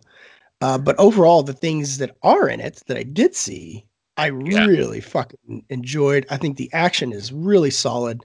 Yeah. It really toes the line between a PG-13 and R. Oh, yeah. Because there's some dark, violent shit in this movie. It gets extremely dark, actually, much more so than I was very surprised at how dark it got. It's funny. So, Paul, you took a lot of heat for your review for Alita Battle Angel from a certain very vocal minority of the JoBlo Talkpackers. Anyway, look, I can say though, unlike Paul, I mean, Paul, you saw it at a junket and you saw it with critics and stuff like that, with a professional audience, I guess you might say. I, on the other hand, some of them did not like it. To be honest, some of them walked out and did. Yeah, I saw it with just the regular audience, right? It was a promo screening in Montreal, and it was the second promo screening that they had because I missed the first one because I was in Sundance. But the fact that they're showing it early goes to show you that the studio's got confidence in it, how people will react. And I'll say this, it was an IMAX screening. Theater was jam-packed. Every seat was filled, okay? There were people that had gone to see it the week before that were showing up for the next screening cosplaying it already in cosplay. And the audience reaction to the movie was so vocal and the audience was so clearly into it. It really made me kind of turn around on the idea of, Alita Battle Angel being this big flop like everybody's saying it's going to be. Because while it may not have a very good opening, I truly do think that word of mouth in this movie is going to be really good. Yeah. And I think that might turn things around a bit. I don't know for sure if it's going to do that or not. But because, I mean, the thing about it is it does have kind of a clunky start. Like the first 20 minutes, I didn't know if I was really going to be into it. I was kind of like, it's fine. But once the action kicks in, I was completely on board. And it really feels like a James Cameron movie. Robert Rodriguez movie, and he does that kind of thing really well. Yes, there's some clunky dialogue and it's a little bit goofy at times, but you really kind of get into that world and the action is really badass. It's extremely well done. The 3D is fantastic. Seeing it on an IMAX screen was incredible. I really, really, really had a good time with it. I liked the Alita character a lot. I was surprised at how dark it was because, it gets very violent. And there's some character deaths that I really didn't see coming. People that I thought were going to die survived, and people that I thought were going to survive died, which is always definitely.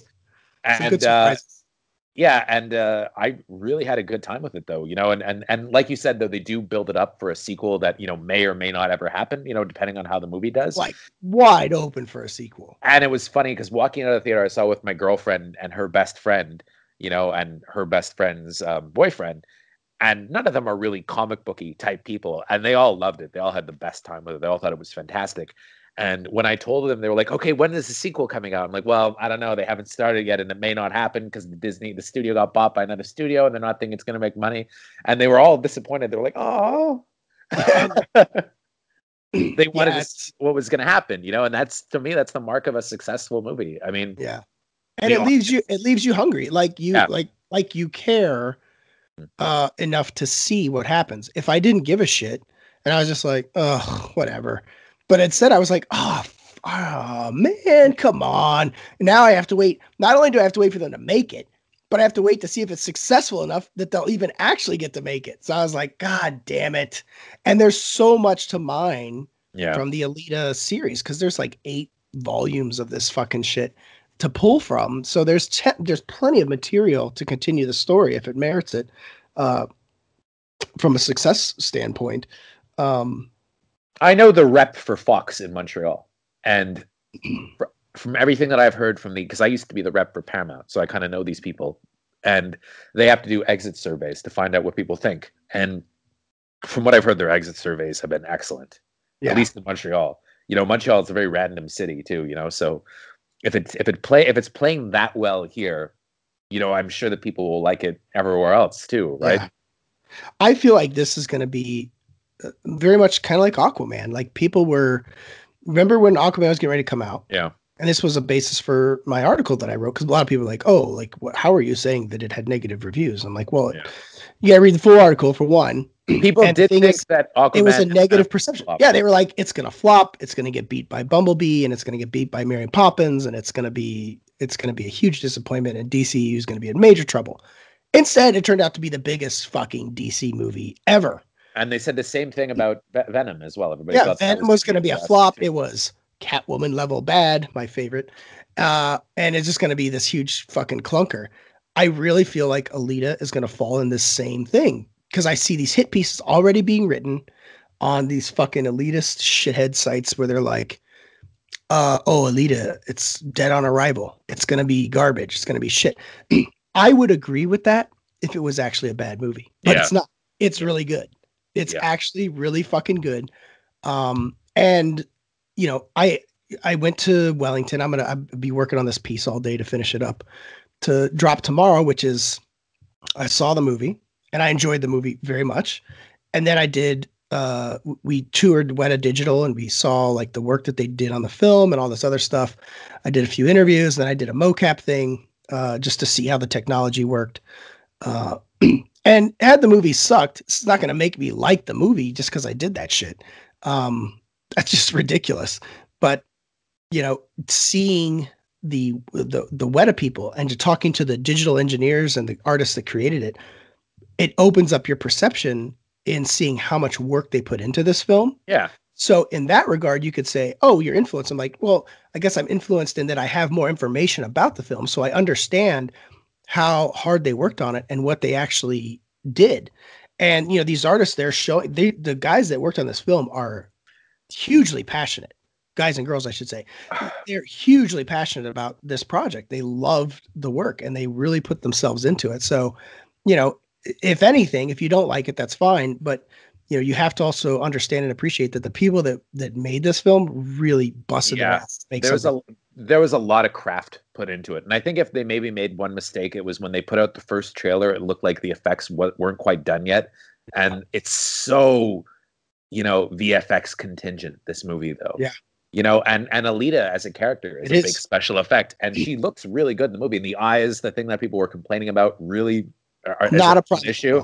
No, yeah, it's a non-issue in the movie. Don't even notice after the first minute. You're actually you settle into it. And Rosa Salazar's performance is so good. Very good. And I've said this before too. It's like a lot of this movie, a huge chunk of this movie, hinged on Alita working. Oh, and 100%. Alita works.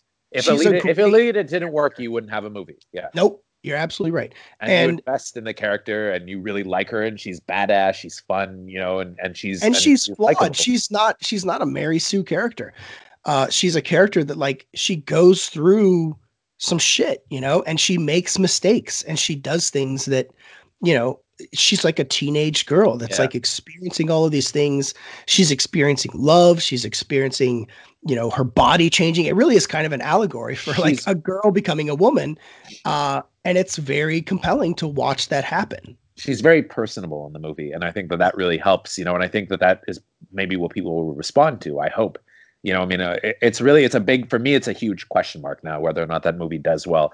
I'm not comfortable predicting either it being a success or a failure. That said, if you had asked me a week ago, I would have said, oh, it's going to be a disaster. But then having actually seen the movie, I'm not so sure, because the audience really, really liked it. And, my girlfriend did not want to see this movie. She thought it was just going to be like this junk pile movie. She didn't know it was a big budget movie, but she came to see it because I had to go and she wanted to spend some time with me. She was going away for the weekend, and she really, really, really enjoyed it. And so did her friends, and I think that says a lot. I can sometimes gauge a reaction, how a movie's going to do off of her, Yeah. And if she's like, ugh, I didn't like it, I'll be like, well, then mainstream audiences aren't going to really enjoy it. But then she really was into it. And I was like, oh, okay, maybe there's something here. And I think that Cameron knows how to make a crowd-pleasing movie. And not to take away from Robert Rodriguez, it really feels a lot more like a James Cameron movie than a Robert Rodriguez movie. Yeah. And that was his goal. That was Rodriguez's his thing, is because he took Cameron's script and he didn't rewrite Cameron's script. No. He just whittled it down. So this is Cameron's script. And Rodriguez said, I wanted to make a James Cameron movie. Yeah, and he nailed it. That was his goal. He really did nail it. Yeah, and that was his whole thing. And you also got to look at it too. Like this, all Robert Rodriguez did was direct. He's not editing. He's Yeah. not DPing. It's Bill Pope, who's a great DP. Yeah. He's not doing the music. It's Junkie XL. Who, I love the score, by the The way. I score is love the really score good. in Yeah. Alita. Um, and it's a more restrained Robert Rodriguez. I think it's his best film since Sin City. Yeah. And I think this is like right in his wheelhouse. And I love this is the kind of work that I want to see from Rodriguez, who is like one of my earliest influences in Yeah. film completely, like from Rebel Without a Crew. He's just an inspiration to me. Just a great director. And I'm so happy that he pulled it off, to be honest, because Yeah. had he not, would have been so disappointing to me, uh, just to witness that, because I'm just happy to see him succeed, because I've been a champion of his, and he's been an inspiration to me. So it's nice when that works out, because it doesn't always happen that way. I did Um, feel though that in a way, not that he wasn't good in the movie, but I thought that Christoph Waltz was slightly miscast in the part though. Because I yeah, get that they're trying to do this kind of warm character, but there's something about Christoph Waltz that doesn't seem really warm to me. Like it seems it's a bit more of an affected performance than I really yeah, kind of wanted. And also he has to do a lot of action scenes because the yes, character is yes, a lot more action driven than I would have thought. And I kind and of it's hard to buy. yeah, he looks really like when he's got like the big hunter killer weapon, like he looks really uncomfortable wielding it, you know. And Yeah, I was it's like, and I was just thinking to myself, it's like Michael Keaton in that same role, you know, same yeah, group. Keaton would have been better. That would have been like, you know, or even, you know, he has a cameo in a Jeff Fahey, you know, would have been so cool in that part. You know, I mean, it's or a Michael Biehn even, you know, would have been amazing. You Yeah, know, I think you you needed needed that kind of somebody. guy.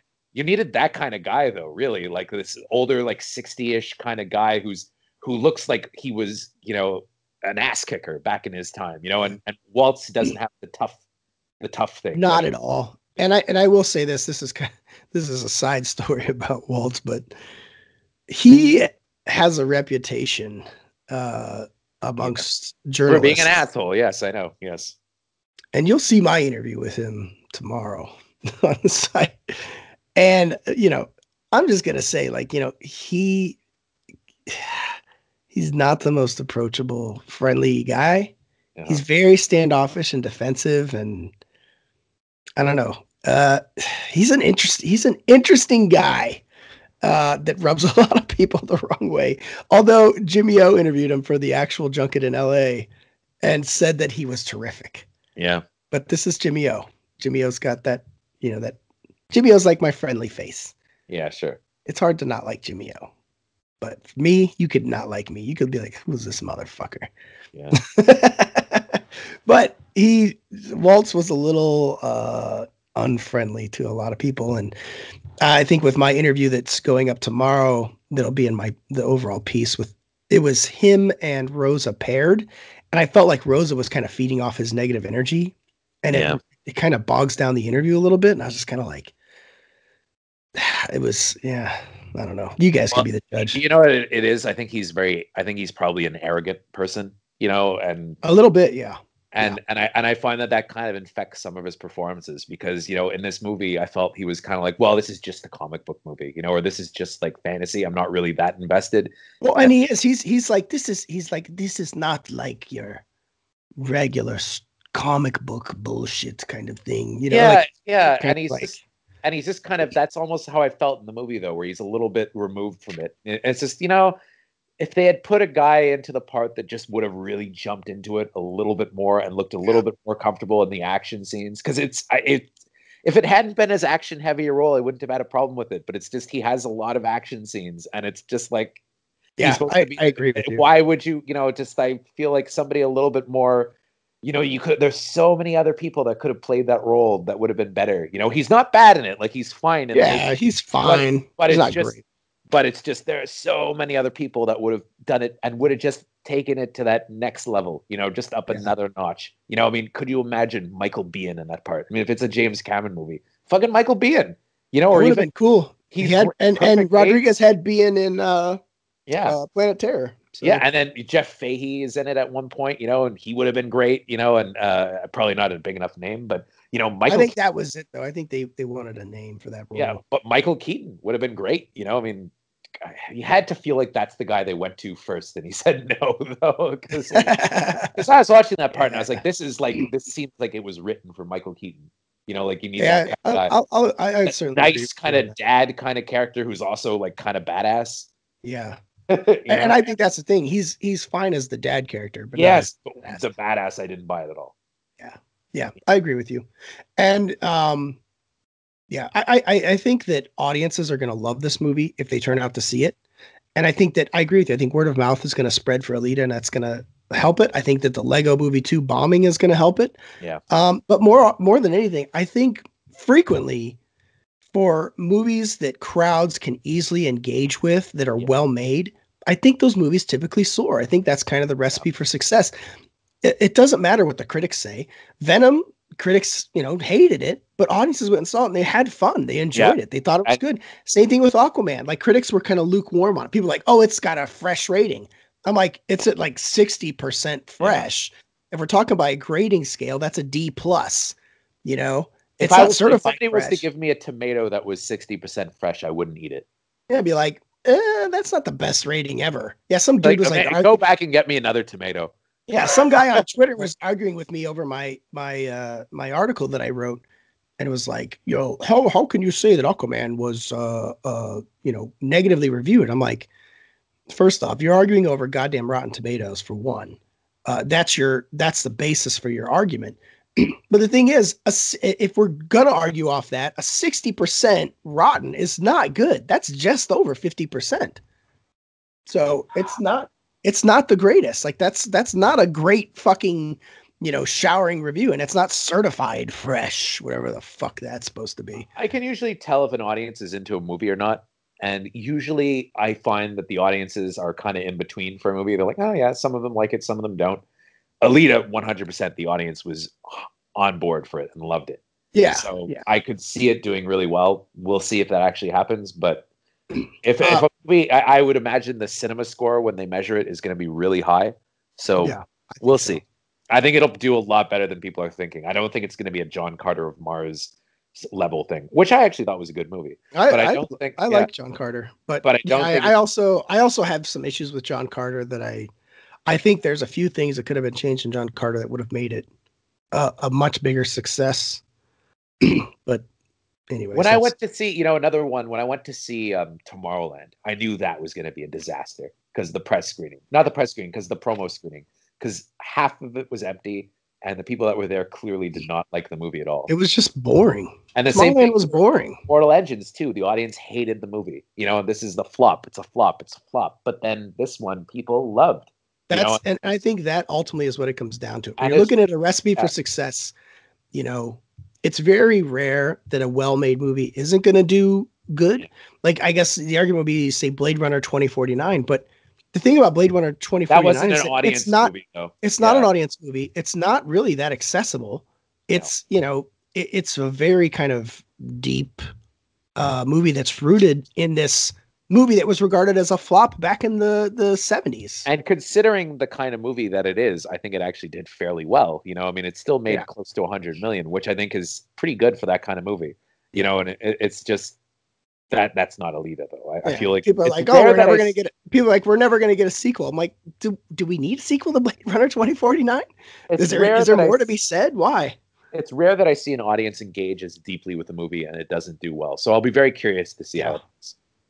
I think it'll be good. I did see last night. I saw, I don't know, somebody was tweeting, a couple people, females, our peers were tweeting, oh, I saw Alita. James Cameron, somebody needs to stop James Cameron from writing. It was one person, Paul. It was one person. No, it's two. I saw there was two. Whatever. It doesn't mean anything. Two. It was a stupid thing to say in the whatever. It's fucking obnoxious. If you look at the responses though, nobody was actually pro that. Everybody said it was stupid. Everybody. Right. And it is stupid. Male and female critics were responding saying that was a dumb statement.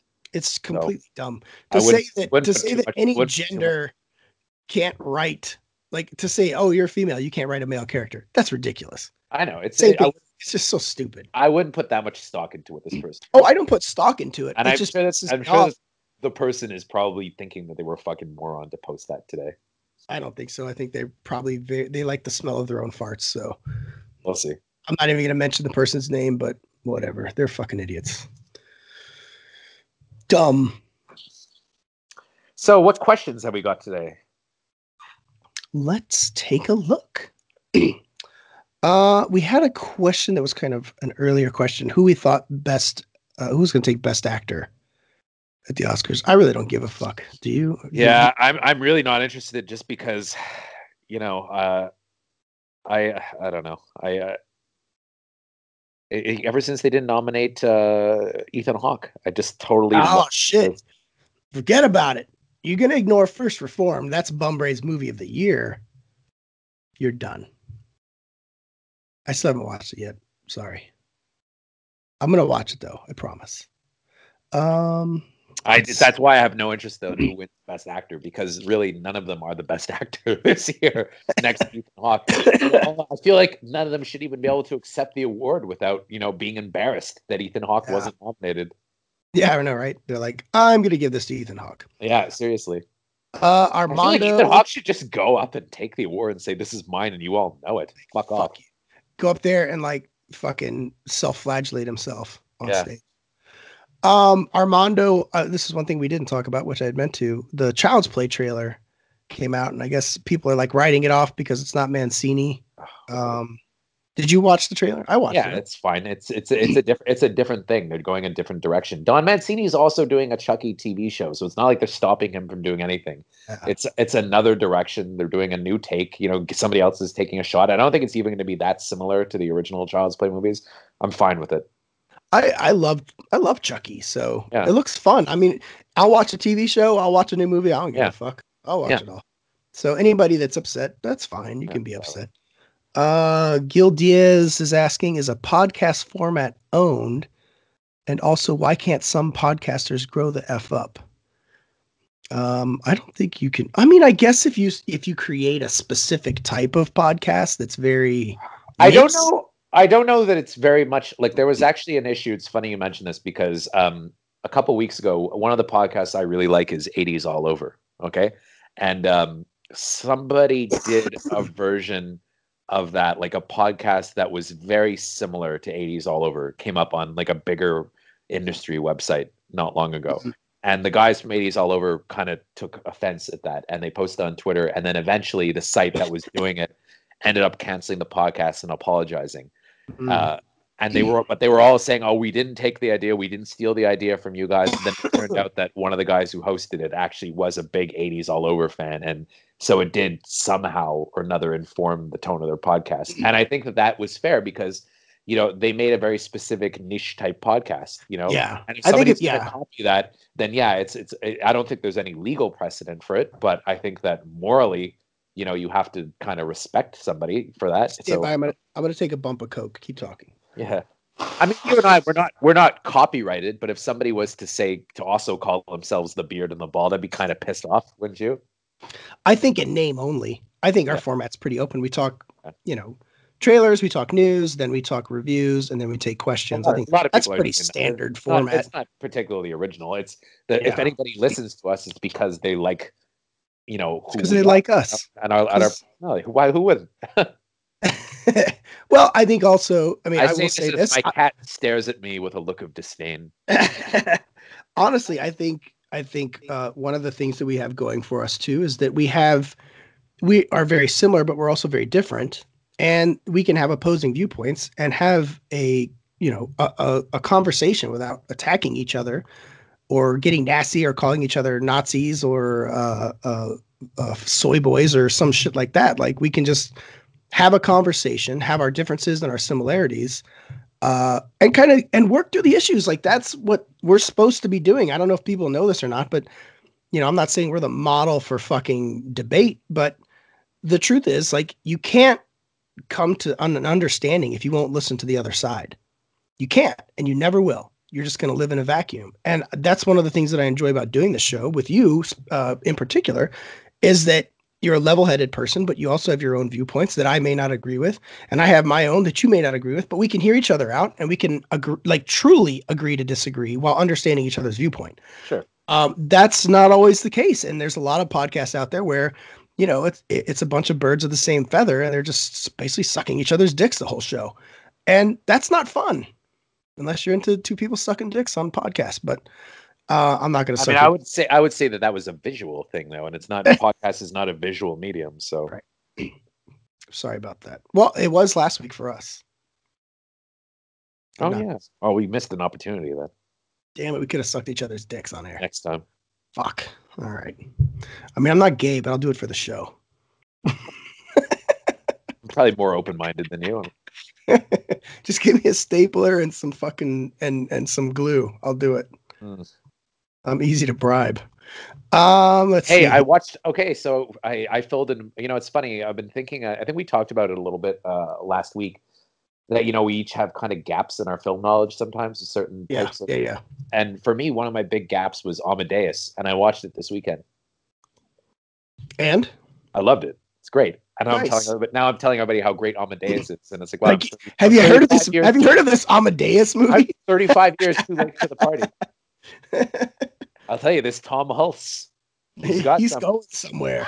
It's good. It's a good movie. What did I watch? I watched a bunch of shit this weekend. I watched Dune yesterday, and I gotta tell you, I love Dune. It is fucking sane. Yeah. Oh yeah. It is so much fun, and I am so curious what Denis Villeneuve is gonna do. It's gonna be Blade Runner 2049 all over again, because this universe is just so inaccessible. Laura got so mad watching Dune because she hated the voiceovers for all the characters saying, "I like this man." That drove her crazy. And then there's a scene where the guy brings in a cat, like a cat milking thing with like a mouse, and then she's like, "What the fuck is this?" But see, that's the thing. That's the thing. If they're gonna show that, there's no context to anything in Lynch's movie. It's like he just adapted the book. And I haven't read the book, so I mean, you have to. I fully admit my ignorance in terms of like not knowing how factual it is, but it feels like he just adapted the book without even attempting to explain anything. Like, why are these skin things where they pull them out of their body and they die? Like, what the fuck is that? I don't even know. The worms are people. The spice worms are people that like mutated. It makes no sense. It's so fucking weird. But it is a great movie in its own regard, though, and it's totally. It's funny. She got drunk on New Year's Eve, and I heard her talking to somebody about Dune, and she was like, "I didn't fucking like it, but I mean, you should see it though. It's well made. It's an interesting movie. I hate it, but it's batshit definitely." crazy. But she's like, "But you should definitely see it." I think you should, and I'm just so fucking curious what Villeneuve's gonna do. Love the score by Toto, though. That's a great score. Dun, dun, dun, dun. It's kind of dark and weird. I actually think that Chalamet is perfect casting as Paul, though. If you look at Kyle, I think he'll work. Yeah, I think it's because Paul in the movie is kind of soft, I guess you could say, and he doesn't, and he becomes strong. Well, but he's kind of like a privileged prince, in the beginning, and then he becomes like this hardened battle warrior. I could see that happening. Javier Bardem as the leader of the Fremen. That's great. Yeah, that's a cool idea. There are lots of good. Oscar Isaac as the dad, Rebecca Ferguson. It's actually a pretty good cast so far. So the cast is coming along great. Yeah, it's really well. I'm so Zendaya too in the Sean Young part. The cast is coming along very well. Yeah, I think it could be a lot of fun. Yeah, but fuck, I'm just curious how he's going to tackle the oddities from Frank Herbert's book and actually make it so that audiences, that's the trick, is you got to get audiences invested. Like Alita is pretty easy to invest in this world. You know what I'm saying? And it is, it's a very unique universe that they create, but it's easy to kind of invest in. Yeah. It's not weird. This is Dune is so fucking out there, and there's shit happening where you're just like, what the fuck is going on right now? I don't know what the fuck's happening, but you can't turn away. You're just like, what? It moves so fast and brisk that you're just like, wait, what? Did I miss something? Did I blink? What the fuck? But it's wild. If you haven't seen David Lynch's Dune, if that's one of your gaps, like Amadeus for Chris, give Dune a watch. It's really worth it. maybe have a few drinks or smoke a blunt, something before you watch it. It will enhance the experience, probably. I also never got that in Family Guy. Brian's laugh when he's on cocaine, the crazy laugh, is right out of Amadeus. That's his Amadeus. That's Mozart's crazy laugh. Oh, very nice. Yeah, Look at that. forgot it. Yeah, Family Guy has a lot of Amadeus jokes actually, and I guess Seth MacFarlane really likes that movie. Let's see here. We got 2 more questions. Do you think there's too much streaming service, and do you believe cable TV will die soon? Yes, cable TV is. I don't even have cable anymore. I have a Apple TV, and through my Apple TV, I buy my movies through iTunes. I watch my shows through Netflix, Amazon Prime. I don't have a subscription to Hulu because they just don't have enough stuff that I'm into. Yeah, I mean, I have DC Universe. But yeah, I use everything from Apple TV. That's it. I like the idea of a subscription-based model though, because then I'm paying for exactly what I want, and I know exactly what I'm paying for, and I can cancel when I need to. That's the good thing about it. I find Netflix a bargain for how much I watch it. It's really worthwhile for me. Amazon Prime less so, but there's enough on Amazon Prime that I'm still comfortable subscribing to it, especially because it also comes with the benefit of the stuff of the free shipping. Yeah, shipping and all that other stuff. So it's worthwhile, and it's an annual one-time payment. Yeah, so it's not a monthly payment I'm making. If anything that's expensive that I pay for right now, it's HBO Now, which is a little steep. It's $30 a month. Absolutely, and it's the same thing for me too. But it is worth it because the shows that they have are great, and you do want to support them, right? It's a little bit different in Canada though, because HBO is under an umbrella for the service called Crave, which is $20 a month. But if you get Crave, you get HBO. And you get all the Showtime shows, and you get all the Stars shows. So that makes it. Yeah, you guys have a different model. That makes it a bit of a bargain for us though, because then I can get all those shows, and it's only $20 a month, so it's worthwhile for me. Plus movies, plus all the movies that would show on those channels you usually get too. So it's kind of a bargain, but. We don't get as many streaming services as you guys do. Like, I don't know if we're going to get Disney Plus. I think we'll get it at some point. Warner Media too. I'm not sure we're going to get. Hopefully at some time we're going to get it. Same with Apple streaming. It's interesting to see how these things are. I think we're finally getting Hulu maybe later on in the year. And it depends on what the lineup is. If the lineup's really good, I'll subscribe. If the lineup's not so great, if I'm not interested, I won't subscribe.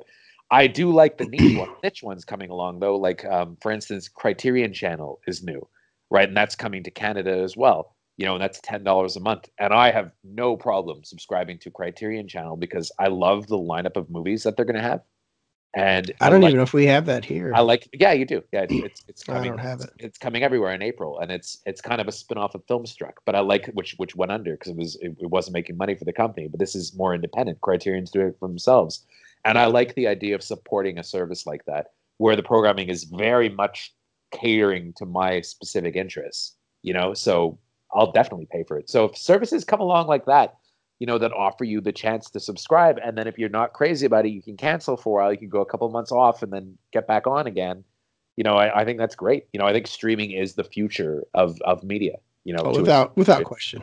And I think that cable, I don't think those will necessarily exist anymore after a couple of years. You may have networks, but the networks will be like a streaming service. Like you can subscribe to this network, and maybe it'll get to the point where they're going to start bundling streaming services. I feel like the only thing that's keeping cable alive is sports, but even with sports, there's streaming you can get for that. So they may start bundling services together, though. I think they kind of need to do that. I think in order to save people some money, maybe, but we'll see.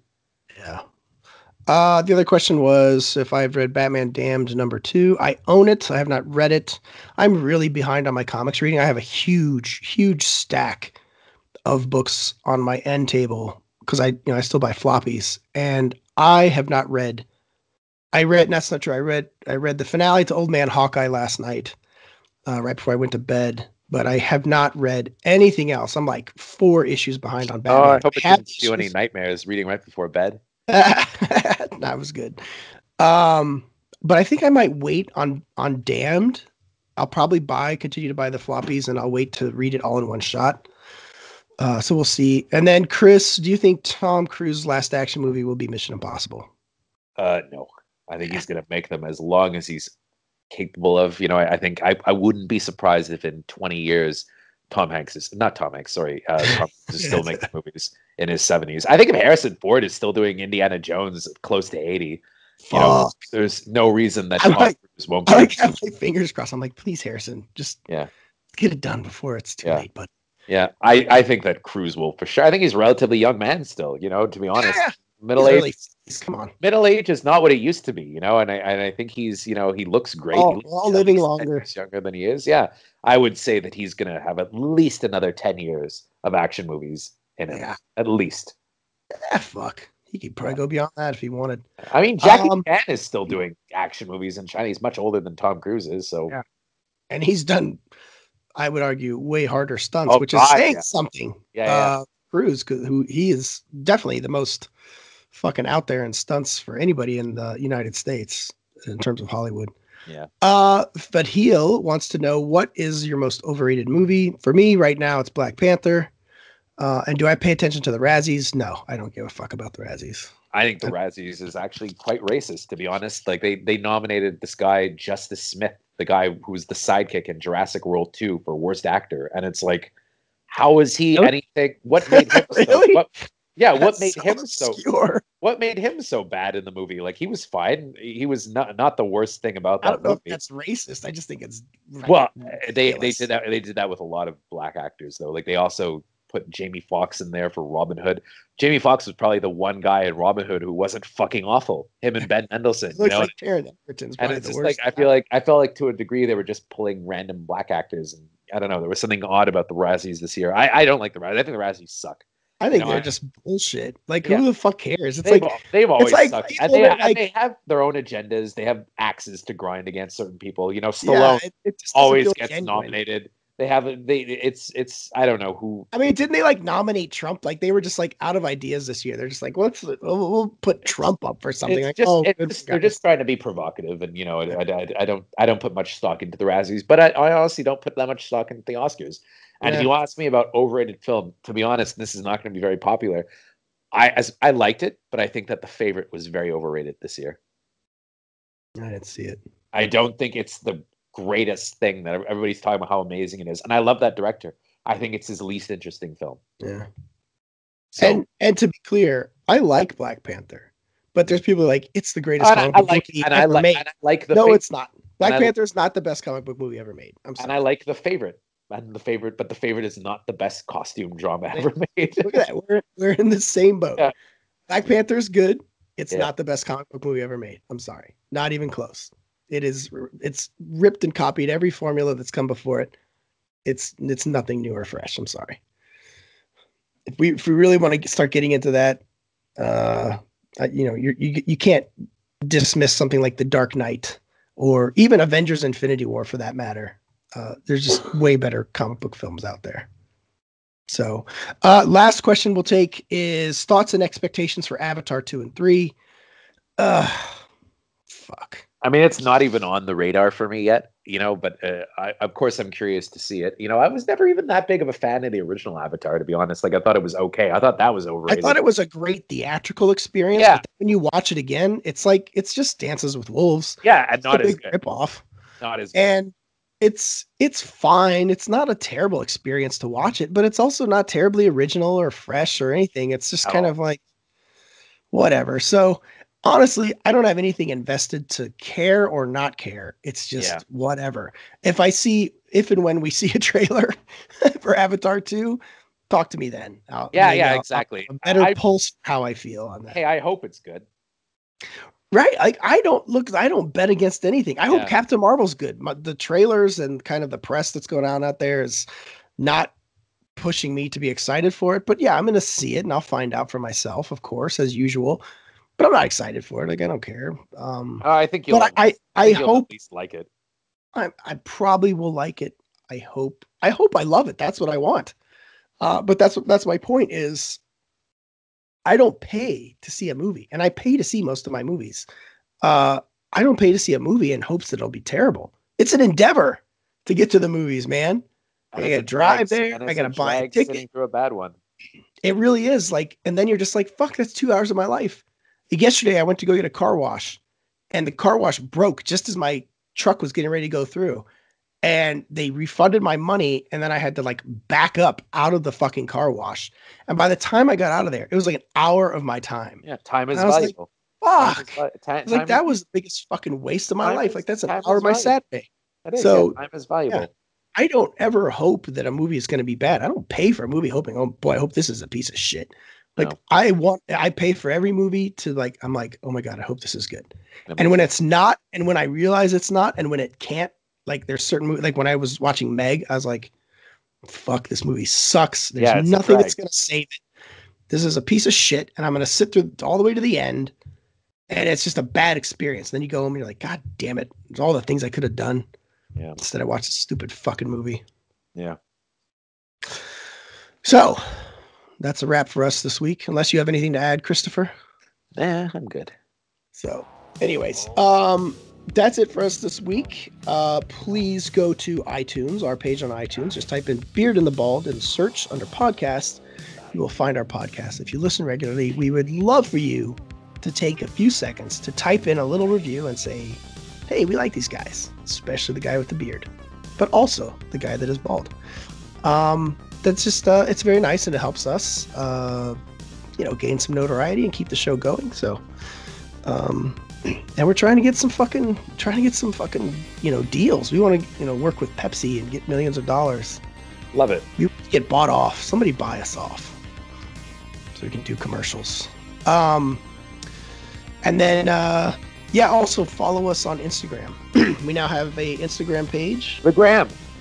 We're trying to update as much as possible. We're still new, still getting it started. So give us a follow, and we'll get more stuff going as we get it cranking. But trying to have some fun with it. So just give us a follow. Find us there. It's Beard and the Bald Podcast on Instagram. Drop us a note. Comment. We'd love to hear from you guys. We're trying to we're just following back anybody that follows us at this point. So just trying to show some love, if you guys show us some love.